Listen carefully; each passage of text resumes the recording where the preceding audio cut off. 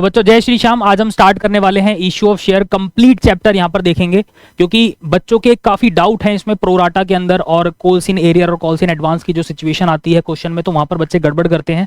So make sure पूरी video को consistently देखेंगे और चलिए स्टार्ट करते हैं। सो बेटा issue of share is basically what.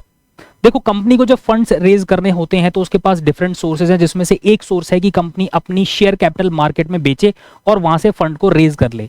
Share capital company market में बेचती है और पर शेयर एक वैल्यू रिसीव करती है जिसको हम बोलते हैं फेस वैल्यू।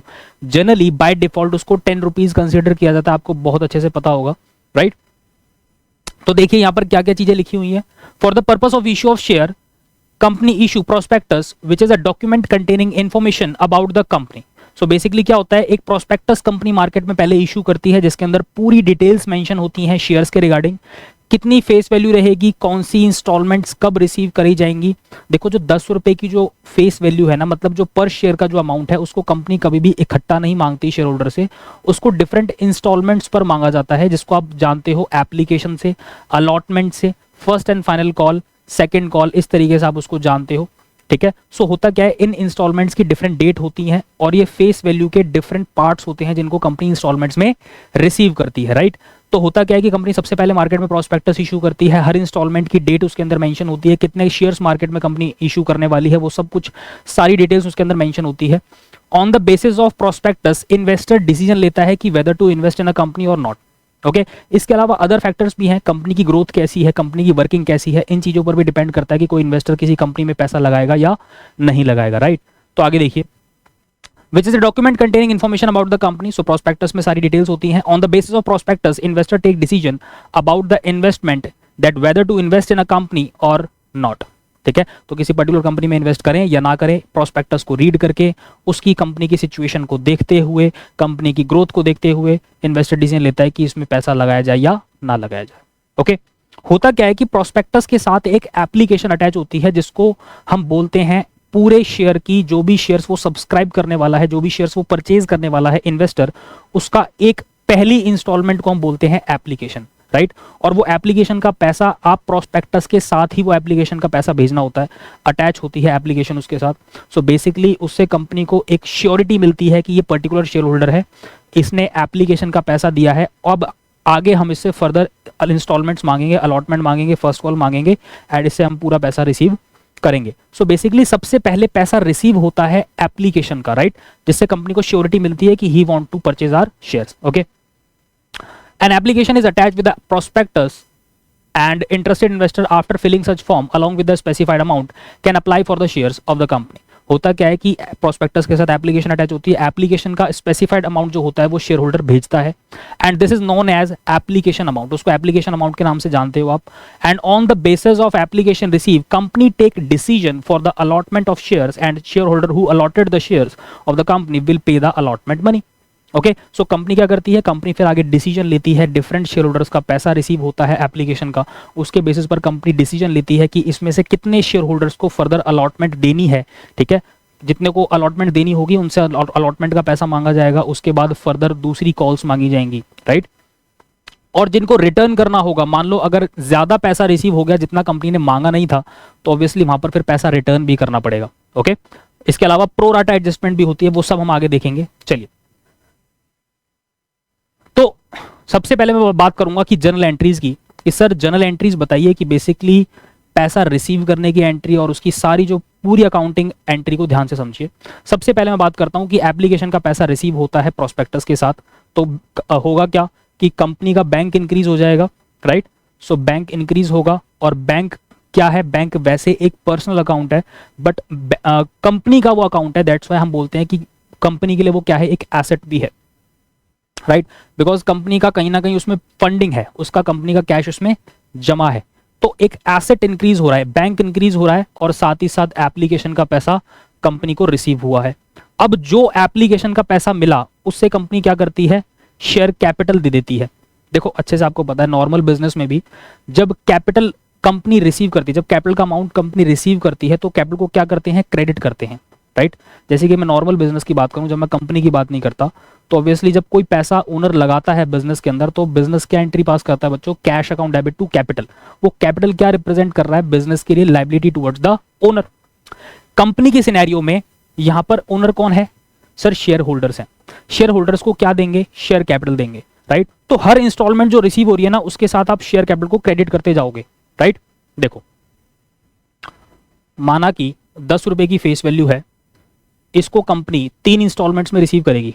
पहले हम बोलते हैं एप्लीकेशन, दूसरी इंस्टॉलमेंट्स को हम बोलते हैं अलॉटमेंट, एंड तीसरी इंस्टॉलमेंट को मान लो मैं यहां बोल रहा हूं कि फर्स्ट एंड फाइनल कॉल, ठीक है। तो ये 3 इंस्टॉलमेंट्स पर पैसा रिसीव होगा। हर इंस्टॉलमेंट के साथ जितना भी पैसा रिसीव होता जाएगा कंपनी को, उतने से कंपनी शेयर कैपिटल को क्रेडिट करती जाएगी, राइट।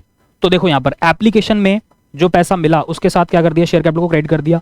होगा क्या कि कभी कभार कंपनी को शेयर एप्लीकेशन पे ज्यादा पैसा भी रिसीव हो जाता है।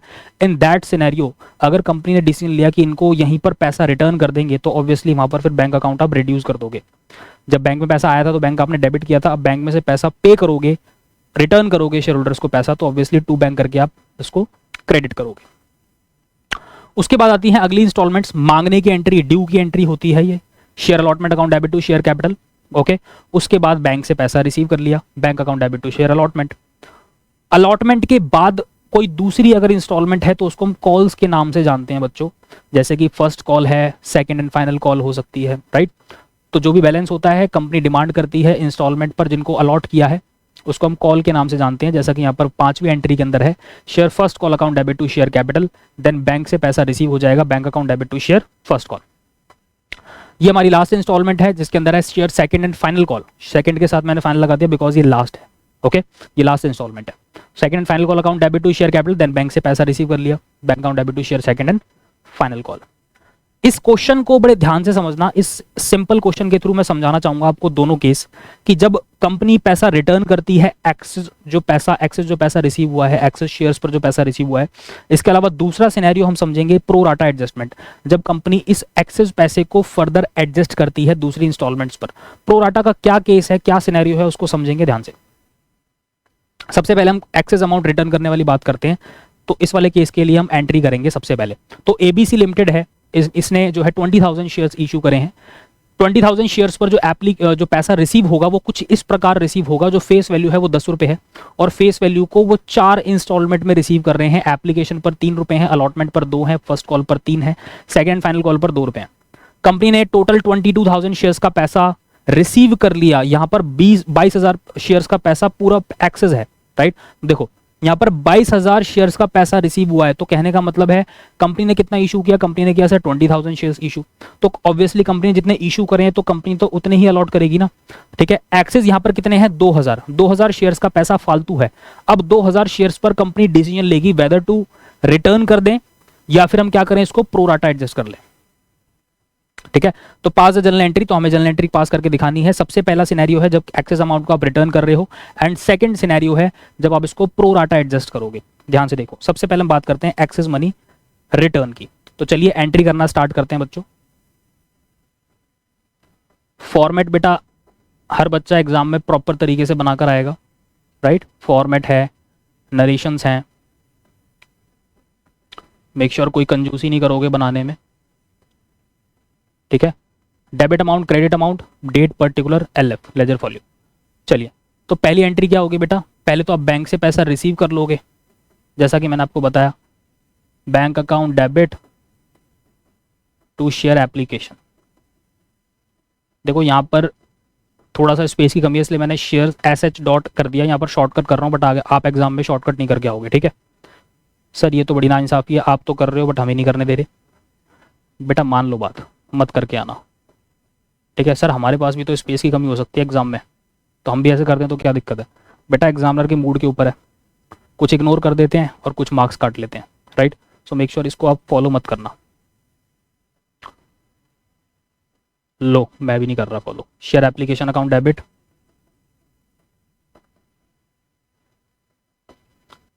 शेयर कैपिटल, हाँ जी। कंपनी क्या कर रही है बेटा, कंपनी रिटर्न कर रही है पैसा। सर कितना पैसा रिटर्न कर रही है, ध्यान से देखो, ये टेबल आप बनाना सीख लो बेटा, ठीक है।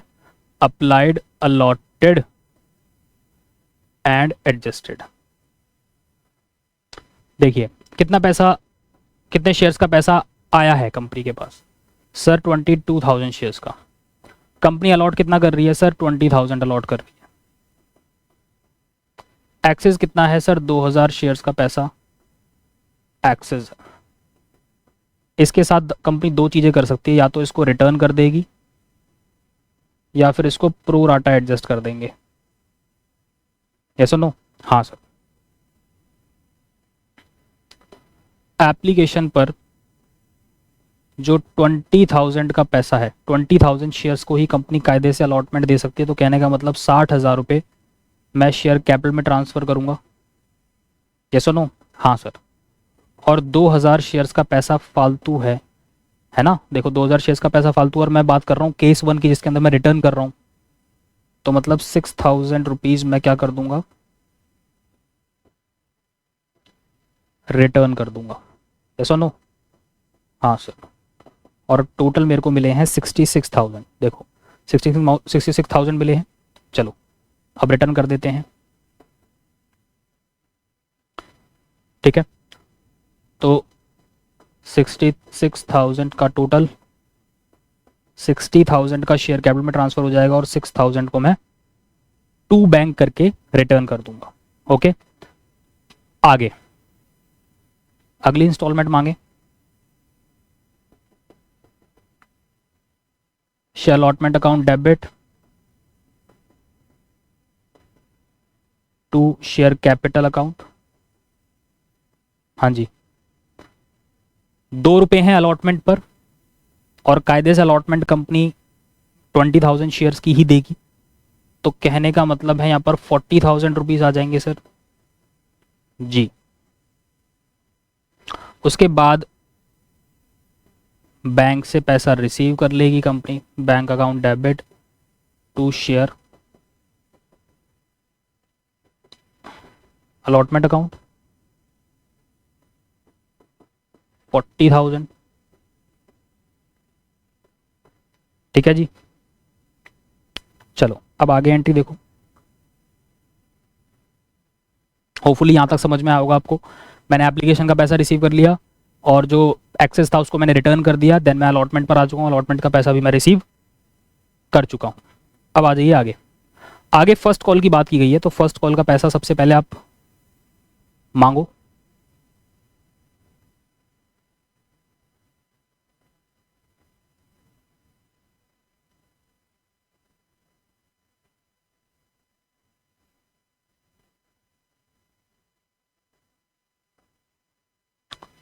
चलो फर्स्ट कॉल का पैसा मांगे।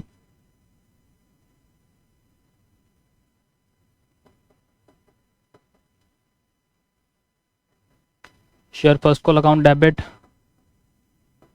To share capital account. कितना? देखो 20,000 शेयर्स की अलॉटमेंट दे रही है कंपनी। इस पर जो है 3 से मल्टीप्लाई कर दोगे आप, तो ये हो गया आपका 60,000।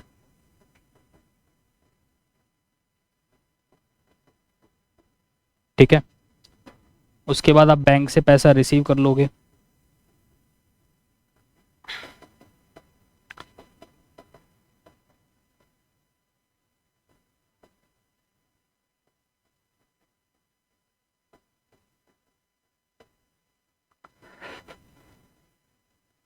उसके बाद है share second and final call account debit to share capital account. Yes और नो? हाँ सर। कितना है बेटा? Share second and final call पे 2 रुपीज़ है, तो 40,000 share to 20,000 shares multiply by 2 मतलब 40,000 आ गया। चलो अब हम बैंक से इसको रिसीव कर लेते हैं।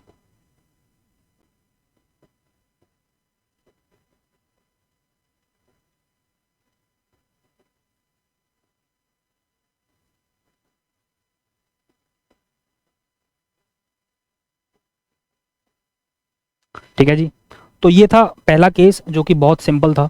ठीक है, जब मैं एक्सेस पैसा जो मिलता है मेरे को एक्सेस शेयर्स पे 2000 शेयर्स का पैसा यहाँ पर फालतू था, मैंने क्या कर दिया, उसको रिटर्न कर दिया, राइट। अब हम समझेंगे दूसरा सिनेरियो जब मैं प्रोराटा की बात करता हूँ। बेटा प्रोराटा सिंपल सिनेरियो है, ध्यान से समझो।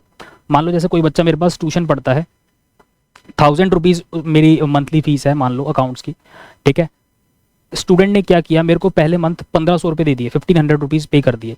होगा क्या कि जब नेक्स्ट मंथ का मैं पैसा मांगूंगा तो बोलेगा कि सर पिछले महीने मैंने 500 रुपीज़ फालतू दिए थे, उसको एडजस्ट कर लो। बेटा यही प्रोराटा है और कुछ नहीं है। तो मैं नेक्स्ट मंथ कितना रिसीव करूंगा बेटा, 1000 माइनस 500, ओके, बिकॉज पिछले महीने फर्स्ट मंथ में मैं 1500 रुपये रिसीव कर चुका हूँ, 1500 रुपीज़ रिसीव कर चुका हूँ। दैट्स वाई जो 500 रुपये एक्सेस हैं वो मैं नेक्स्ट मंथ की फीस में से एडजस्ट कर रहा हूँ। कुछ इसी तरीके से यहाँ पर प्रोराटा के अंदर होता है। तो प्रोराटा केस समझते हैं, चलिए।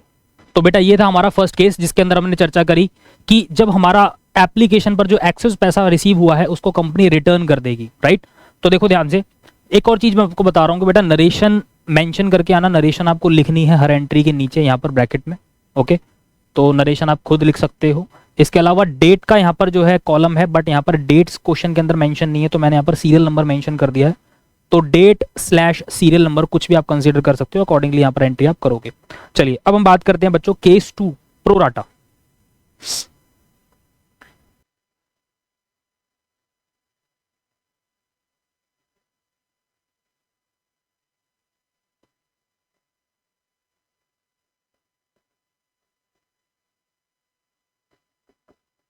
केस 2 हम यहाँ पर देखने वाले हैं अब।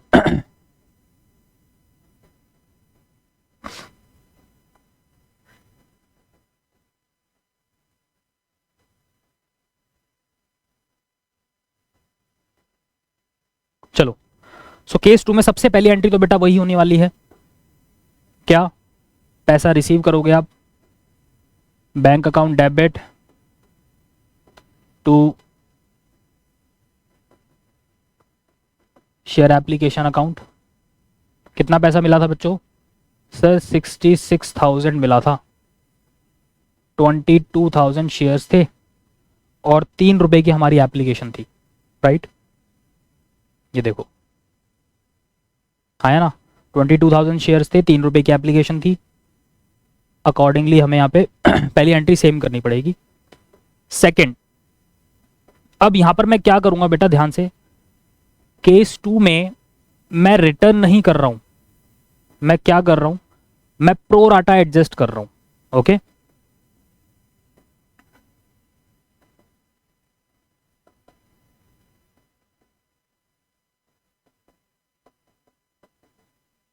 सर प्रो राटा एडजस्ट कर रहे हो तो यहां पर शेयर अलॉटमेंट कैसे लिख दिया आपने? समझाओ तो सही। रुको बच्चों, सब समझेंगे, हैव पेशेंस। देखो जब सिचुएशन रिटर्न करने की थी तो मैंने पैसा वापस कर दिया, टू बैंक कर दिया, मैंने अपना बैंक रिड्यूस कर लिया। बट अभी क्या है कि ये पैसा मेरे को जो एक्सेस पैसा है इसको अगली इंस्टॉलमेंट पर ले जाके इंस्टॉलमेंट को कम करना पड़ेगा, राइट। अलॉटमेंट वाली जो इंस्टॉलमेंट है वो रिड्यूस हो जाएगी जब अलॉटमेंट का पैसा रिसीव होगा, राइट। तो ये वाला पैसा मेरे को अलॉटमेंट पर एडजस्ट करना है, इसी वजह से बेटा मैंने यहाँ पर शेयर अलॉटमेंट मेंशन किया, बिकॉज ये पैसा आगे अलॉटमेंट पर एडजस्ट होगा। That is called pro rata, right. जो एक्सेस पैसा आया है उसको अगली इंस्टॉलमेंट पे जाके मैं एडजस्ट कर रहा हूं। देखो आगे आ जाओ, शेयर अलॉटमेंट का पैसा मांगो।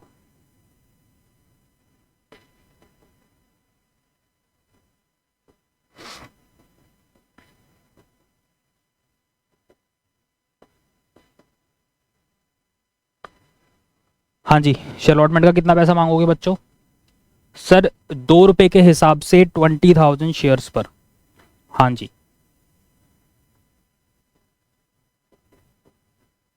40,000 रुपीज। तो 40,000 आप मांगोगे,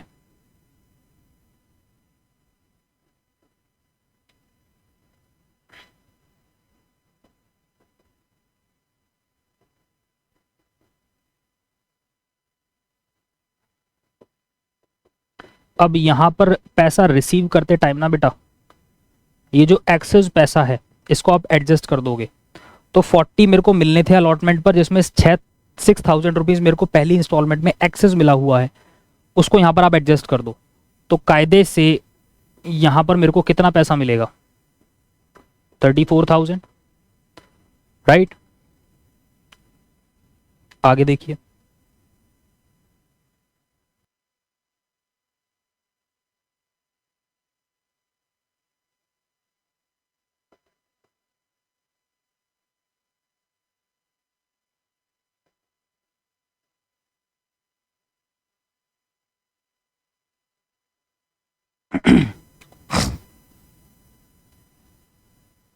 आ जाओ बच्चों।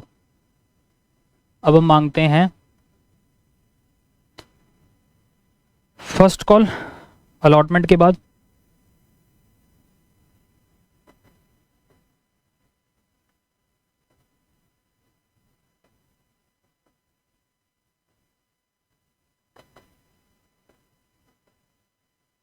हाँ जी, तो फर्स्ट कॉल पर कितने रुपए हैं सर? 3 रुपए थे 20,000 शेयर्स पर।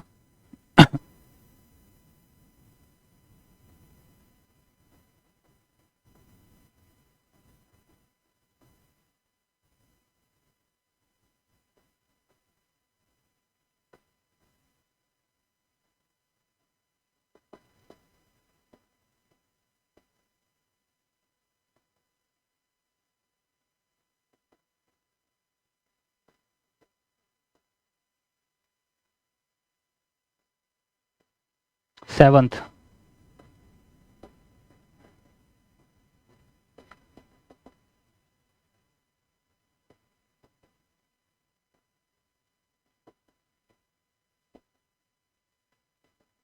ठीक है जी, ये मांगने की एंट्री हो गई। Share second and final call account debit to share capital. Final call पर कितने थे बच्चों? सर फाइनल कॉल पे थे 2 रुपए 20,000 शेयर्स पर, मतलब पूरे 40,000 रुपये।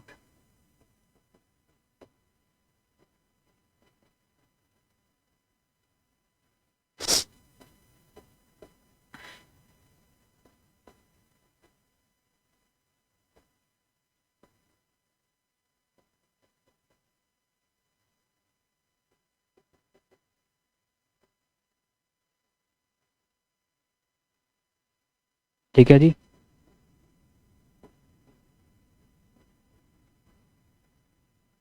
तो ये था मेरा अब तक का सिंपल सिनेरियो जिसके अंदर मैंने ये क्वेश्चन आपको करवाया। ओके, इस क्वेश्चन के अंदर हमने क्या सीखा कि बेसिकली एप्लीकेशन का पैसा जो एक्सेस मिल जाता है उसको या तो हम एक्सेस को रिटर्न कर देते हैं या फिर प्रोराटा एडजस्ट कर देते हैं। दोनों केसेस के अंदर किस तरीके से एंट्री होंगी आपने देखा होगा। अब आगे चलते हैं और समझते हैं फर्दर दूसरे टॉपिक्स। तो बेटा अब तक हमने सीख लिया है कि सिंपल सिनेरियो में अगर एक्सेस पैसा आता है शेयर्स पर, एक्सेस शेयर्स पर, तो डेफिनेटली या तो उसको आप रिटर्न कर सकते हो या फिर प्रोराटा एडजस्ट कर सकते हो। प्रोराटा को थोड़ा सा और देख लेते हैं। तो प्रोराटा का क्या मतलब बेटा? प्रोराटा अलॉटमेंट देखो, it means allotment of shares on proportionate basis और excess money received on application is considered as advance and adjusted against allotment of shares. Okay, allotment भी हो सकता है, इसके अलावा हो सकता है कि इतना एक्सेस पैसा आ जाए कि कॉल्स पर भी एडजस्ट हो सकता है, राइट। तो कहने का मतलब क्या है कि प्रोपोर्शनेटली एक्सेस पैसा मैं रिसीव कर लेता हूं, जिसको मैं प्रोपोर्शनेटली एडजस्ट करने की बात करता हूं फर्दर इंस्टॉलमेंट्स पर, दैट इज प्रोराटा। ठीक है जी, आगे देखिए। अब हम बात करेंगे कि जब शेयर्स को प्रीमियम पर इशू करते हैं तो सर प्रीमियम का क्या मतलब होता है? ध्यान से देखो, when the shares is issued at a more than the face value it is known as issue of share at a premium. So premium क्या है? देखो, सिक्योरिटी प्रीमियम बेसिकली कौन सी कंपनी प्रीमियम पर शेयर्स को इशू कर सकती है? ऑब्वियसली देखो, आप नॉर्मली आपकी जो शेयर की वैल्यू है वो 10 रुपीज है फेस वैल्यू, बट कंपनी यहाँ पर ज्यादा पैसा मांग रही है, मान लो पर शेयर वो 11 रुपीज मांग रही है या फिर 12 रुपीज मांग रही है, 1 या 2 रुपए वो नॉर्मल फेस वैल्यू से ज्यादा मांग रही है पब्लिक से, और पब्लिक खुशी खुशी दे भी रही है। बेटा ऐसा कब हो सकता है? ऐसा जब भी हो सकता है सर जब कंपनी की मार्केट में बहुत अच्छी वर्थ है, बहुत अच्छी गुडविल है, कंपनी की वर्किंग बहुत अच्छी है, कंपनी की ग्रोथ और प्रॉफिटेबिलिटी के बारे में सबको पता है, और डेफिनेटली सबको ये एक्सपेक्टेशंस हैं कि डेफिनेटली अगर इस बिजनेस में हम इन्वेस्ट करते हैं तो हमारा पैसा डूबेगा नहीं, ऑब्वियसली वहां पर कुछ ना कुछ बेनिफिट ही होगा। तो कंपनी नॉर्मल फेस वैल्यू से ज्यादा पर भी मार्केट में शेयर्स को इशू कर सकती है। जितना भी पैसा कंपनी एक्सेस मांग रही है, फेस वैल्यू से ऊपर मांग रही है, उसको हम कंसीडर करते हैं सिक्योरिटी प्रीमियम। एग्जाम्पल देखिए, if 10 rupees is a face value of a share and issued at a 11 rupees, then the excess of face value that is 1 rupee will be called as premium. It is a type of capital profit and credited in the books of account. बेटा एक तरह का capital profit होता है ये, ठीक है, और इसको हम बुक्स ऑफ अकाउंट में क्रेडिट करते हैं बिकॉज अल्टीमेटली प्रॉफिट्स को या इनकम्स को आप बुक्स में क्रेडिट करते हो तो definitely it is a capital profit, that's why it will be credit in the books of account. Okay, so 10 रुपए की मेरी नॉर्मल फेस वैल्यू होती है, बट मैं 11 पर इशू कर रहा हूं, तो ऑब्वियसली यहां पर जो 1 रुपया फालतू मैं इशू ले रहा हूं पब्लिक से, उसको मैं क्या बोलता हूं बच्चों, प्रीमियम बोलता हूं, राइट। और बुक्स ऑफ अकाउंट में उसको हम क्या करते हैं, credit. Note, while recording the journal entry security premium will be considered whereas at the time of balance sheet security premium reserve will be considered।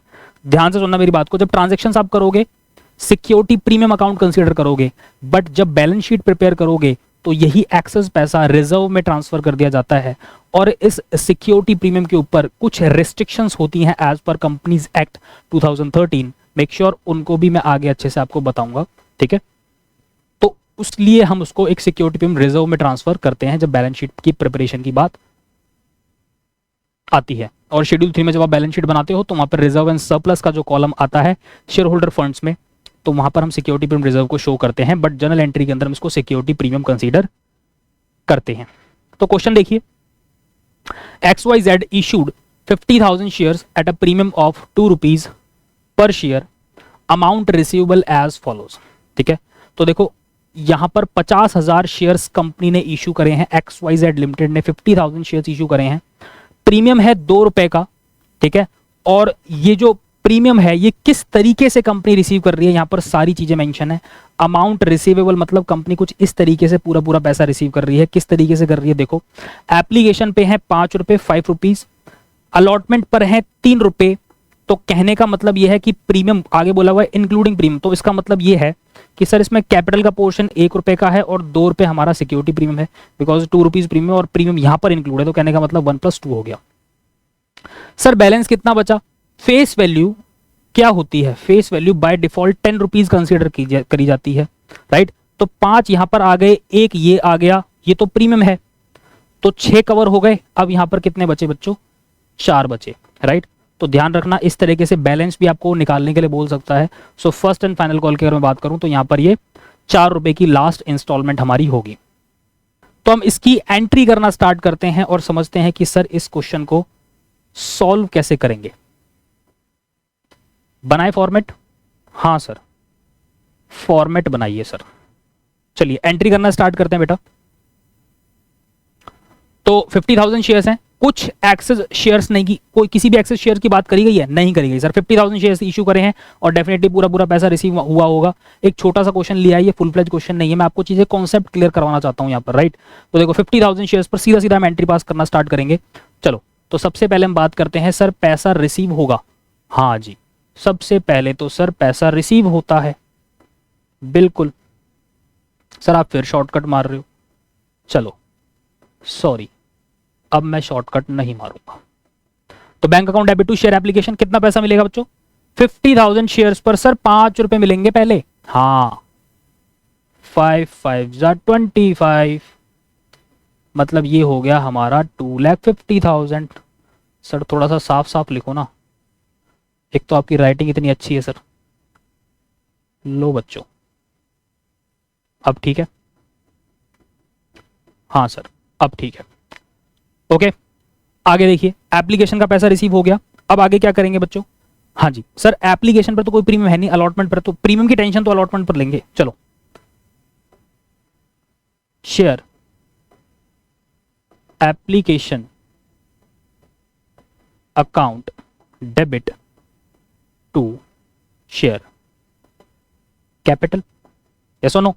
उतने ही रुपए से मैं क्या करूंगा बच्चों, इसको शेयर कैपिटल दे दूंगा, हाँ या ना, हाँ सर। आगे शेयर अलॉटमेंट अकाउंट डेबिट, अब यहां पर अलॉटमेंट का पैसा ना पहले कंपनी मांगती है, तब फिर जो हमारे बेशरम शेयर होल्डर्स हैं वो बाद में पैसा देते हैं, समझ रहे हो मेरी बात को, हाँ sir.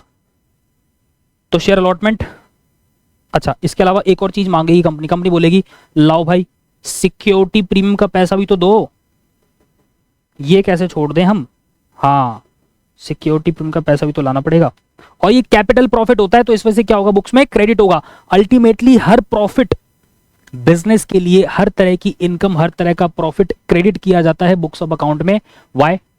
Because it is ultimately liability for the business towards the owner as per separate entity concept. पता है आपको? हाँ सर। तो सिक्योरिटी प्रीमियम एक तरह का कैपिटल प्रॉफिट है, इसको मैंने क्या कर दिया, यहां पर क्रेडिट कर दिया। चलो कितने हैं अलॉटमेंट पर? सर 1 + 2। ओके 50,000 शेयर्स थे, हाँ सर। तो 50,000 की तो शेयर कैपिटल हो जाएगी, 2 रुपए का प्रीमियम है और 50 से उसको मल्टीप्लाई करो तो मतलब 1 लाख रुपए का सिक्योरिटी प्रीमियम है सर। हाँ सर 1 लाख रुपए का सिक्योरिटी प्रीमियम आएगा, राइट। चलो आगे अब रिसीव कर लेते हैं पैसा। Bank account debit to share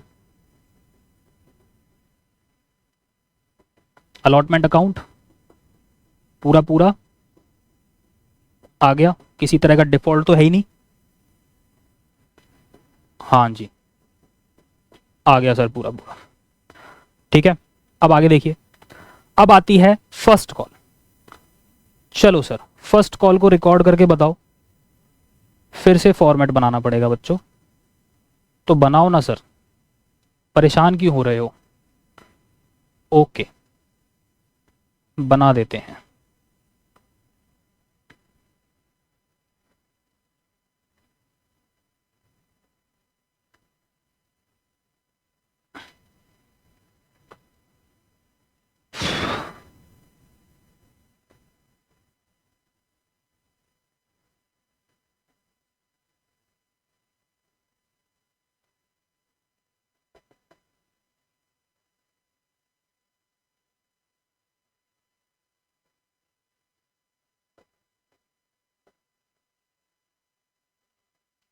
sir ये लेजर फोलियो क्या होता है?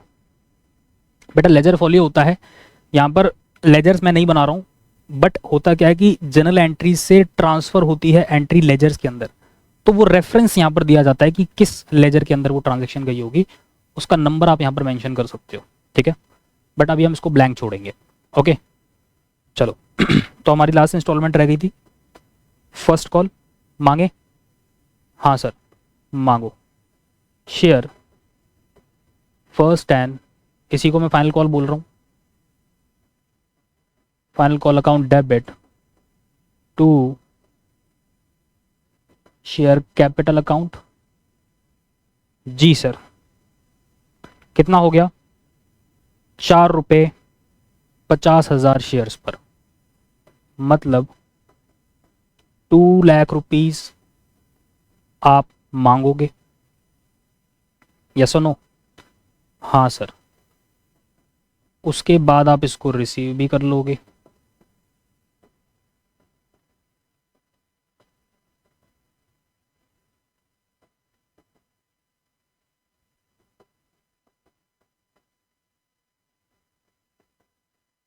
ठीक है जी। तो इस क्वेश्चन के अंदर मेरा पर्पस ये था कि अगर सिक्योरिटी प्रीमियम आ जाता है तो किस तरीके से ट्रांजैक्शन करेंगे। सिक्योरिटी प्रीमियम का सिर्फ ट्रीटमेंट समझो, it is a part of capital profits and definitely इसको बुक्स ऑफ अकाउंट में हम क्या करते हैं, क्रेडिट करते हैं। जिस भी इंस्टॉलमेंट पर है ये, मांगते टाइम उसको क्रेडिट कर दो। देखो यहाँ पर मैंने क्रेडिट किया इसको, और इकट्ठा फिर मैंने यहाँ पर रिसीव भी कर लिया। ओके चलिए तो आगे चलते हैं। चलिए बच्चों अब आगे चर्चा करते हैं calls in advance. So calls in advance की बेसिकली एक ऐसी सिनेरियो है जब कोई शेयर होल्डर अलॉटमेंट पर, मान लो कि सेकंड इंस्टॉलमेंट है हमारी अलॉटमेंट, और अलॉटमेंट पर वो फर्स्ट कॉल का पैसा दे दे, या अलॉटमेंट पर ही वो फाइनल कॉल का, सेकंड एंड फाइनल कॉल का पैसा दे दे। ऐसा हो सकता है कि कोई शेयर होल्डर जिसके पास अवेलेबिलिटी ऑफ फंड्स थी, पैसा उसके पास था, उसने बाद का वेट नहीं करा, पहले ही इंस्टॉलमेंट्स पर बाद की इंस्टॉलमेंट्स का पैसा इकट्ठा पे कर दिया। That is calls in advance. ध्यान से समझना इसका ट्रीटमेंट क्या होता है। देखो calls in advance is basically current liability. देखो अभी एक्चुअल में कंपनी ने पैसा मांगा नहीं है, अभी एक्चुअल में वो ड्यू डेट आई नहीं है जिस डेट पर वो एक्चुअल में पैसा रिसीव होना था। अलॉटमेंट की डेट अभी चल रही है, बट फर्स्ट और फाइनल कॉल की डेट बाद में आएगी। बट हुआ क्या, उस शेयर होल्डर ने अलॉटमेंट पर ही फर्स्ट और फाइनल कॉल का पैसा पे कर दिया। इन दैट सिचुएशन कंपनी ने वो पैसा पहले रिसीव कर लिया है, इस वजह से वो पैसा उसी टाइम पर लायबिलिटी रिकॉर्ड किया जाता है बुक्स में। ध्यान से देखो, amount not yet due but paid by the share holders As per Companies Act 2013, company accept the advance amount only if it is permitted by the article of the company. बेटा company में दो चीजें होती हैं, article of association और MOA, memorandum of association. अगर company के article of association के अंदर क्लियर मेंशन है, वहां पर अगर क्लियरली मेंशन है कि अगर कंपनी के पास किसी शेयर होल्डर का पैसा एडवांस में आता है वो उसको रिसीव कर सकती है कंपनी, सो डेफिनेटली उनके पास फिर वो परमिटेड है, उनके उनके आर्टिकल में मेंशन है, दैट्स व्हाई फिर वो कंपनी पैसा रिसीव कर सकती है, right. It is the amount not consider as a part of capital, rather it is considered as current liability for the company. देखो अभी वो कैपिटल का पार्ट नहीं है, क्योंकि एक्चुअल में कंपनी रिसीव करने लायक अभी है नहीं, वो इंस्टॉलमेंट बाद में आएगी, कंपनी उसको बाद में मांगती, बट शेयर होल्डर ने उसको पहले पे कर दिया, तो डेफिनेटली अभी मैंने रिसीव तो कर लिया है वो पैसा, अलॉटमेंट पर मैंने फर्स्ट कॉल का पैसा रिसीव तो कर लिया है, बट मैं अपनी बुक्स में उसको क्या शो करूंगा बच्चों, current liability. Calls in advance is a liability till the time amount not actually due. First call की डेट मेरी 2 महीने बाद की है, अलॉटमेंट की डेट अभी की है, अभी अगर मैं 2 महीने बाद का पैसा रिसीव कर रहा हूं दैट मींस अभी मेरे लिए वो लायबिलिटी है, बट 2 महीने बाद वो लायबिलिटी खत्म हो जाएगी, बिकॉज फिर एक्चुअल में वो पैसा कंपनी रिसीव करने की हकदार हो जाती है, राइट। तो जब तक वो क्या होगा, लायबिलिटी रिकॉर्ड किया जाएगा। एक क्वेश्चन से समझते हैं, सर ऐसे मत बताया करो, एक क्वेश्चन करके समझाओ। चलो बच्चों एक क्वेश्चन करके समझते हैं कि क्या सिनेरियो होगा इस सिचुएशन में, किस तरीके से आप जर्नल एंट्रीज रिकॉर्ड करोगे। कंपनी ने इशू करे हैं 10,000 shares, a share holder holding 1000 shares paid the amount of first call on at the time of allotment. तो अलॉटमेंट पर उन्होंने क्या किया, फर्स्ट कॉल का पैसा पे कर दिया, और इंस्टॉलमेंट्स कुछ इस तरीके से होंगी, एप्लीकेशन पर 5 होंगे, अलॉटमेंट पर 3 होंगे, फर्स्ट एंड फाइनल कॉल पर 2 रुपीज होंगे। चलिए एंट्री करना स्टार्ट करते हैं बच्चों, करें, जल्दी बताओ, एंट्री करना स्टार्ट करें। हाँ सर एंट्री करना स्टार्ट करो। आप पूछ क्यों रहे हो सर, ये तो आपको करना ही पड़ेगा।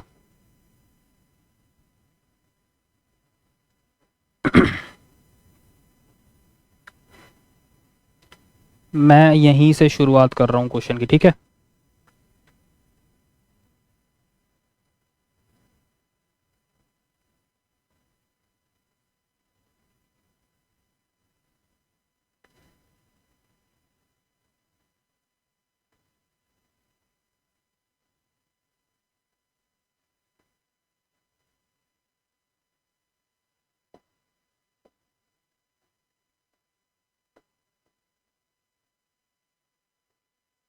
Date, particulars, LF, ledger folio, debit amount and credit amount. करें एंट्री। सबसे पहली एंट्री, हाँ जी पहले होगी sir bank account debit to share application account.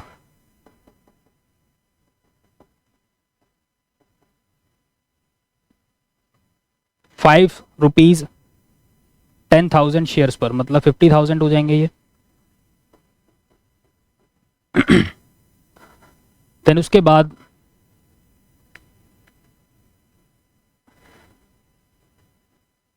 Share application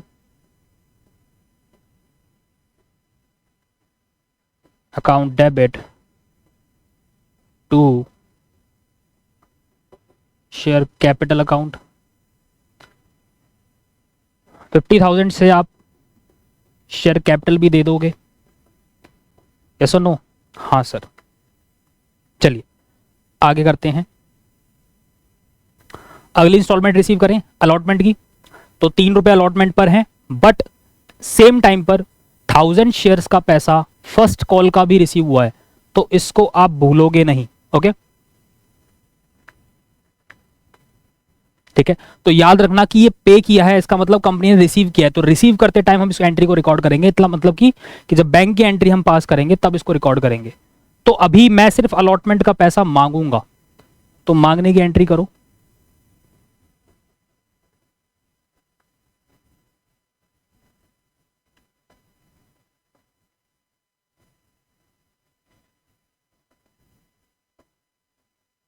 यहाँ पर कॉल्स इन एडवांस को नहीं शो कर सकता, क्यों? क्योंकि एक्चुअल में जब पैसा रिसीव हुआ है ना, उस टाइम पर पैसा एडवांस आया है, राइट? तो बैंक में जब पैसा आएगा उस टाइम आप इसको रिकॉर्ड करोगे।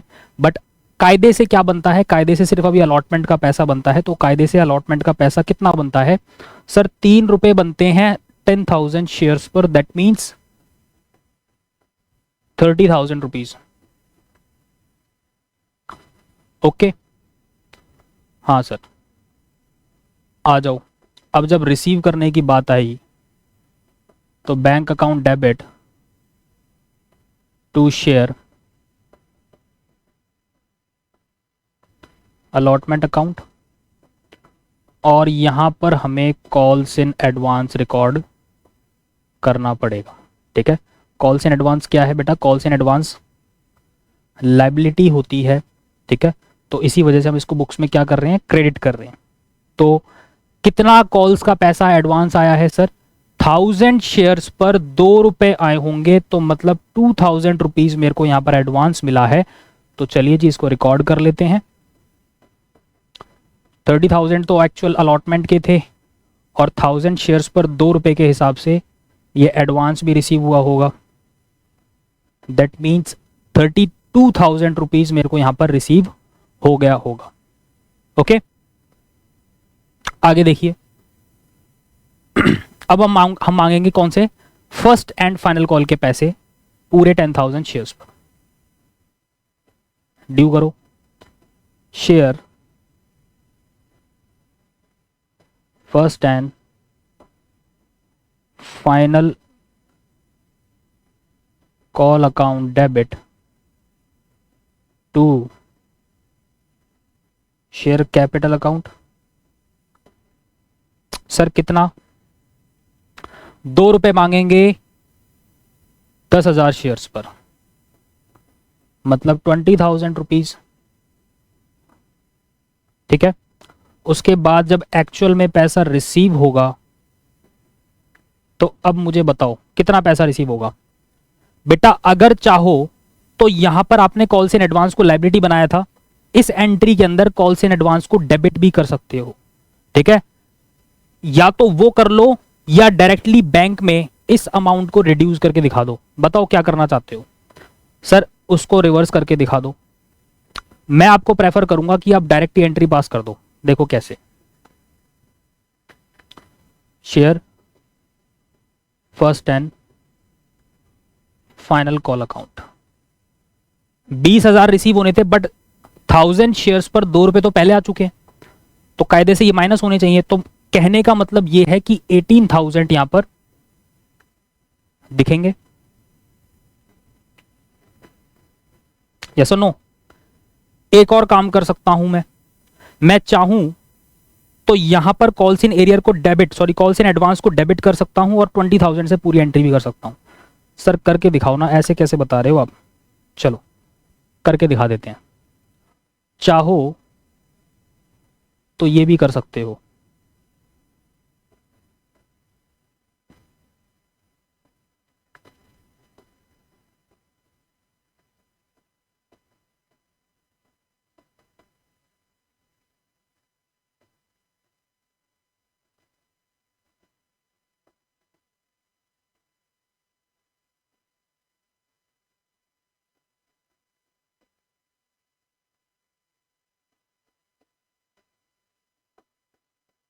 ठीक है जी, तो चाहो तो ये एंट्री भी कर सकते हो, और चाहो तो ये एंट्री कर लो। जैसा आपको ठीक लगे, उचित लगे, वो आप कर सकते हो। ठीक है, चलिए बच्चों अब आगे देखते हैं calls in arrear. Calls in arrear को बड़े ध्यान से समझेंगे, और समझेंगे इसको, क्वेश्चन को सॉल्व करके समझेंगे ध्यान से कि किस तरीके से हम कॉल्स इन एरियर का ट्रीटमेंट करते हैं और कॉल्स इन एरियर होता क्या है। देखो basically calls in arrear is a it is a amount due called up but not paid by the shareholder, since it indicates the called up amount which is not paid, therefore it is debited in the books of account। बेटा ये debit होता है books of account में। ठीक है, इसको books of account में क्या करते हैं? डेबिट करते हैं। क्यों डेबिट करते हैं सर? बेटा अल्टीमेटली ये ऐसा पैसा है जो कि कंपनी ने मांगा एक शेयर होल्डर से, बट उसने पे नहीं करा, उसने डिफॉल्ट कर दिया, राइट? जब कायदे से मैं उसको शेयर कैपिटल देता हूं तो मैं क्रेडिट करता हूं, बट अभी उसने पैसा नहीं दिया है, तो डेफिनेटली इससे मैं शेयर कैपिटल को रिड्यूस करता हूं। दैट्स व्हाई इसको बुक्स में क्या करते हैं बच्चों? डेबिट करते हैं। ओके, क्वेश्चन के थ्रू समझते हैं अच्छे से। A company issue 10,000 shares, company ने 10,000 शेयर्स इशू करे हैं। A share holder holding 300 shares deduct paid allotment and first call, allotment और फर्स्ट कॉल का पैसा नहीं मिला है, जिसमें एप्लीकेशन पर है 3 रुपए, अलॉटमेंट पर है 4 रुपए और फर्स्ट कॉल पर है 3 रुपए। तो कुछ इस प्रकार आपको जो है इंस्टॉलमेंट से रिसीव होंगी 3, 4 और 3। ठीक है, तो चलिए सीधा क्वेश्चन देखते हैं और किस तरीके से हम इसको एंट्री में रिकॉर्ड करेंगे। बिकॉज एक शेयर होल्डर है जिसको जो कि होल्डिंग करता है, होल्डिंग मतलब क्या कि इसको अलॉटेड है 300 शेयर्स कंपनी की तरफ से, और इसने जो है अलॉटमेंट का पैसा नहीं दिया और फर्स्ट कॉल का पैसा नहीं दिया। तो आइए देखते हैं कि हम इसको एंट्री को किस तरीके से करेंगे जिसमें कॉल इन एरियर मर्ज होगा। तो सबसे पहली एंट्री आपको अच्छे से पता है कि आप करोगे bank account debit to share application account, because आपको यहाँ पर एप्लीकेशन का पैसा रिसीव होगा सबसे पहले। यस और नो? हाँ सर। कितना रिसीव हुआ है? 3 मल्टीप्लाई बाय 10,000 मतलब 30,000। ओके, उसके बाद अब आप क्या करोगे?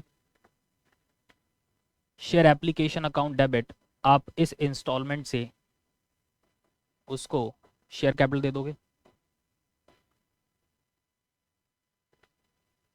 Share application account debit to share capital account 30,000। Okay, उसके बाद आगे पढ़ते हैं। तो अब जो है हम नेक्स्ट इंस्टॉलमेंट मांगेंगे, अलॉटमेंट का पैसा उससे मांगेंगे, अलॉटमेंट ड्यू होगी तो ड्यू की एंट्री करते हैं बेटा 10,000 शेयर्स पर। चलिए, share allotment account debit to share capital 10,000 shares multiply by 4 मतलब 40,000 आप मांगोगे उससे। ठीक है, आप कौन हो? कंपनी हो। तो जब रिसीव करने का टाइम आया तो 300 शेयर्स पर डिफॉल्ट हो गया, 300 शेयर्स पर 4 रुपए नहीं आए सर। चलो एंट्री करते हैं। तो बैंक अकाउंट डेबिट, आपको पता है कॉल सीनियर को हम क्या करते हैं बच्चों? डेबिट करते हैं बुक्स में, राइट? बेटा ये लॉस नहीं होता, गलती से इसको लॉस मत समझ लेना। ठीक है, आप इसको कह सकते हो कि इसका ना डेबिट बैलेंस होता है। अल्टीमेटली हम इससे शेयर कैपिटल को रिड्यूस करते हैं, राइट? और कैपिटल क्या होती है? क्रेडिट होती है बुक्स ऑफ अकाउंट में। डेफिनेटली कॉल सीनियर फिर क्या होगा? ये वो पैसा है जो उसने नहीं दिया, तो हमसे क्या कर रहे हैं? क्रेडिट बैलेंस को रिड्यूस कर रहे हैं, इसलिए हम इसको क्या करते हैं? बुक्स में डेबिट करते हैं टू शेयर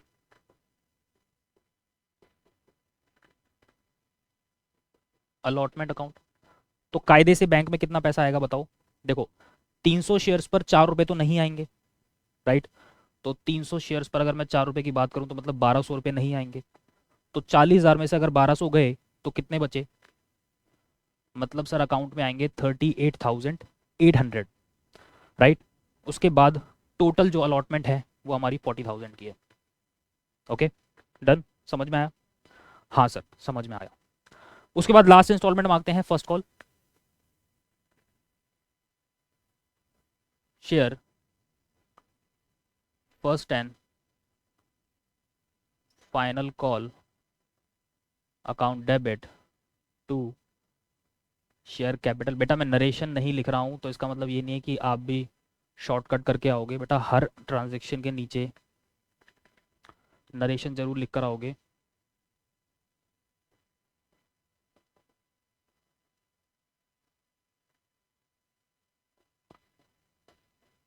ठीक है, तो हर नरेशन को मेंशन करोगे आप हर ट्रांजेक्शन के नीचे। ठीक है, तो नरेशन के मार्क्स होते हैं बेटा, नरेशन छोड़ के नहीं आओगे। ठीक है, मैंने यहाँ पर मेंशन नहीं करी है क्वेश्चंस में, सो मेक श्योर आप भी ऐसा ना कहो कि आप भी छोड़ दें। ठीक है, तो 3 रुपए हैं हमारी फर्स्ट कॉल पे 10,000 शेयर्स पर, तो अकॉर्डिंगली अगर मैं बात करूँ तो ये हमारा 30,000 हो गया। यस और नो? हाँ सर, 30,000 होगा। उसके बाद जब पैसा रिसीव करने की बात आई तो इस पर भी डिफॉल्ट है। सर कितना डिफॉल्ट है इस पे?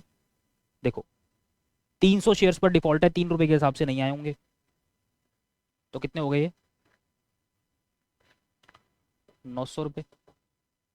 Calls in arrear account debit to share first and final call. ठीक है जी। 3 3 जा 9, ये हो जाएगा आपका 29,100। ओके जी, होपफुली आपको समझ में आया होगा ये क्वेश्चन। ठीक है, सो मेक श्योर नरेशंस को मेंशन करके आओगे, और इसके अलावा डेट वाले कॉलम में, इस क्वेश्चन के अंदर डेट मेंशन नहीं है तो यहाँ पर डेट्स मैंने मेंशन नहीं करी है। आप चाहो तो सीरियल नंबर का कॉलम ऐड करके सीरियल नंबर यहाँ पर लिख सकते हो, सीरियल नंबर मेंशन कर सकते हो, बट क्वेश्चन में हमेशा आपको डेट मेंशन होगी, so don't worry about this. Okay, चलिए अब आगे देखते हैं। चलिए तो अब समझ लेते हैं कि सर प्रोराटा की सिचुएशन भी है जहां पर मेरा एक्सेस अमाउंट भी एडजस्ट होने वाला है फर्दर इंस्टॉलमेंट्स पर, और एट द सेम टाइम उसी स्टेज पर आके कोई शेयर होल्डर डिफॉल्ट कर गया जिसने पैसा पे नहीं किया। इन दैट सिनेरियो क्वेश्चन को किस तरीके से सॉल्व किया जाएगा। और एक और चीज मैं आपको इंपॉर्टेंट बता दूं, interest on calls in arrear और interest on calls in advance, इन दोनों टॉपिक्स को आप छोड़ दोगे बिल्कुल, बिकॉज ये डिलीटेड है as per latest CBSE notification, तो आपका एग्जाम का पार्ट नहीं है ये। बाकी हम जो कर रहे हैं उस पर फोकस करिए। सो हुआ क्या, जब कॉल्स इन एरियर भी है और प्रोराटा भी है, इसके रिगार्डिंग मैं क्वेश्चन कराऊंगा, ध्यान से समझना। In case shareholder make the default at the stage where the advance has been adjusted in case of pro rata, then to calculate the amount of calls in arrear, detailed working note is required. हुआ क्या कि pro rata adjustment चल रही थी, access पैसा था जो कि एडजस्ट होकर अलॉटमेंट पर या फर्स्ट कॉल पर जा रहा था। हुआ क्या, एडवांस भी जो मिला हुआ है, मतलब जो एक्सेस पैसा मिला है उसको मैं फर्दर इंस्टॉलमेंट्स पर एडजस्ट भी कर रहा हूं। एक्सेस पैसा कुछ बन रहा है जो कि फर्दर एडजस्टमेंट पर जा रहा है, आगे इंस्टॉलमेंट्स पर एडजस्ट होने जा रहा है, और हुआ क्या, वहीं पर आकर वो डिफॉल्ट कर गया। कौन, शेयर होल्डर। उस सिचुएशन में किस तरीके से एंट्री करेंगे, और एक डिटेल्ड वर्किंग नोट की रिक्वायरमेंट है यहाँ पर। बेटा वर्किंग नोट छोड़ के मत आना इस तरह के क्वेश्चंस में, बिकॉज एग्जामिनर को ऐसा लगता है कि पता नहीं इसने बच्चे ने कहां से आंसर को टेपा है। प्रॉपर तरीके से वर्किंग नोट लिखकर आओगे, समझाओ के आओगे उसको कि मतलब इस तरीके से हमने ये अमाउंट कैलकुलेट करे हैं, तो वहां पर आपके पूरे मार्क्स देगा टीचर। क्वेश्चन कुछ इस प्रकार है, एप्लीकेशन रिसीव करी है 12,000 शेयर्स की, इशू किए थे कंपनी ने 10,000 shares, a share holder holding 1000 shares didn't paid allotment and first call. First call allotment का पैसा नहीं दिया, फर्स्ट कॉल अलॉटमेंट का पैसा नहीं आया है 1000 शेयर्स पर। सो मेक श्योर इसको बड़े आराम से करेंगे। देखो एप्लीकेशन पर यहाँ पर 12,000 शेयर्स का पैसा रिसीव हुआ है, कंपनी ने इशू करे हैं 10,000, मतलब कंपनी कायदे से 10,000 का ही अलॉटमेंट देगी। यहाँ पर 2,000 शेयर्स का पैसा फालतू है जो कि आगे फर्दर एडजस्टमेंट पर जा रहा है, मतलब प्रोराटा भी है, और एट द सेम टाइम एक शेयर होल्डर में देखने को मिल रहा है जिसके 1000 शेयर्स थे वो डिफॉल्ट कर गया, उसने पे नहीं किया, अलॉटमेंट भी पे नहीं किया और फर्स्ट कॉल भी पे नहीं किया। इन सिचुएशंस में इस क्वेश्चन में सबसे पहली चीज मैं आपको सजेस्ट करूंगा कि बेटा वर्किंग नोट पर फोकस करो।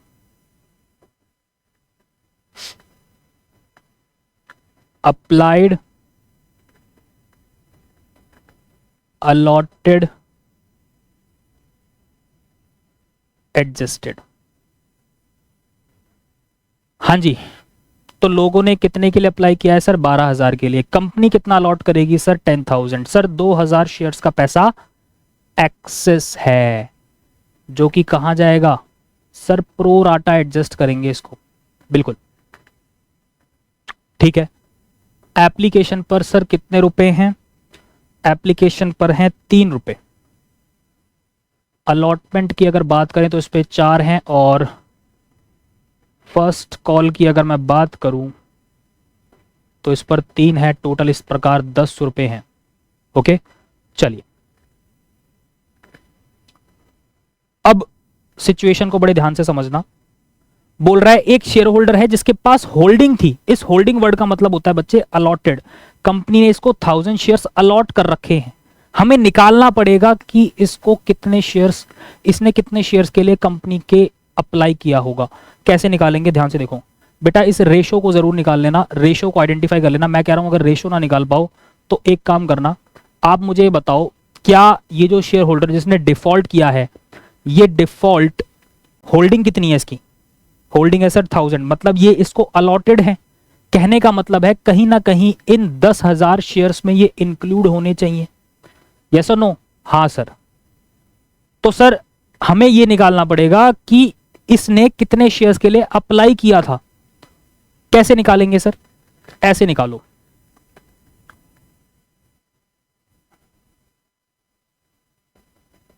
अप्लाइड शेयर्स ऑफ डिफॉल्टर, ऐसे कर लो। कैसे निकालते हैं सर? 1000 है, जो निकालना है उसको रखो ऊपर। क्या निकालना है? अप्लाइड निकालना है। अप्लाइड चल रहा है हमारा 12,000 का। जो गिवन है ये क्या है? अलॉटेड। ये किसके इक्विवेलेंट है सर? 10,000 के इक्विवेलेंट है। मतलब जो निकालना है हमेशा उसको ऊपर रखो। कहने का मतलब है मेरे को अप्लाइड निकालना है तो 12,000 का टोटल अप्लाइड है, उसका रेशो, बेसिकली रेशो आप देख रहे हो आप, ठीक है। तो अगर आप इसको सॉल्व करते हो तो ये आएगा 6/5, मतलब इसने बेटा 1200 शेयर्स के लिए अप्लाई किया होगा। ऐसे भी समझ में नहीं आ रहा तो ऐसे कर लो, 6/5 आएगा। यस और नो? जो निकालना है उसको ऊपर रखो। तो भी वही बात है बेटा, कान को चाहे ऐसे पकड़ लो या ऐसे पकड़ लो, पकड़ना तो कान ही है। मेरी बात समझ रहे हो? हाँ सर। तो बेटा बहुत बच्चों वाली कैलकुलेशन है, ये बार बार मुझे बतानी पड़ेगी इस लेवल पे, तो मैं ये उम्मीद नहीं करता। बात वही आ रही है बेटा। कभी कभार क्या होगा ना, जैसे कि इस क्वेश्चन के अंदर होल्डिंग दे रखी है, कभी कभार वो हो सकता है कि अप्लाइड दे दे। अगर वो अप्लाइड दे देगा सर, फिर क्या करेंगे? मान लो कि अप्लाइड दे दिया, अगर अप्लाइड दे दिया ना, तो जो निकालना है वो ऊपर। उस सिचुएशन में क्या करना पड़ेगा? उस सिचुएशन में बस ये रेशो रिवर्स कर दो। मैं कह रहा हूं ये 1000 अप्लाइड है, रेशो को रिवर्स कर दो। क्या निकालना है? अलॉटेड निकालना है। 5 को ऊपर रख लो, जो निकालना है उसको ऊपर रख लो, और जो गिवन है उसको नीचे कर लो। ठीक है, तो इस प्रकार से आप अलॉटेड निकाल सकते हो। वाइस वर्सा सिचुएशन है, जो गिवन होगा वो नीचे और जो फाइंड करना होगा वो ऊपर। मेरी बात समझ रहे हो आप? हाँ सर, आप बहुत अच्छा पढ़ाते हो सर, आ गया समझ में। चलो अब इसको हम कैलकुलेट कर लेते हैं कि इसका बेसिकली कितने पर कितना डिफॉल्ट जा रहा होगा, किस इंस्टॉलमेंट पर इसके कितने पैसे होंगे जो कि डिफॉल्ट पर जा रहे होंगे। आइए,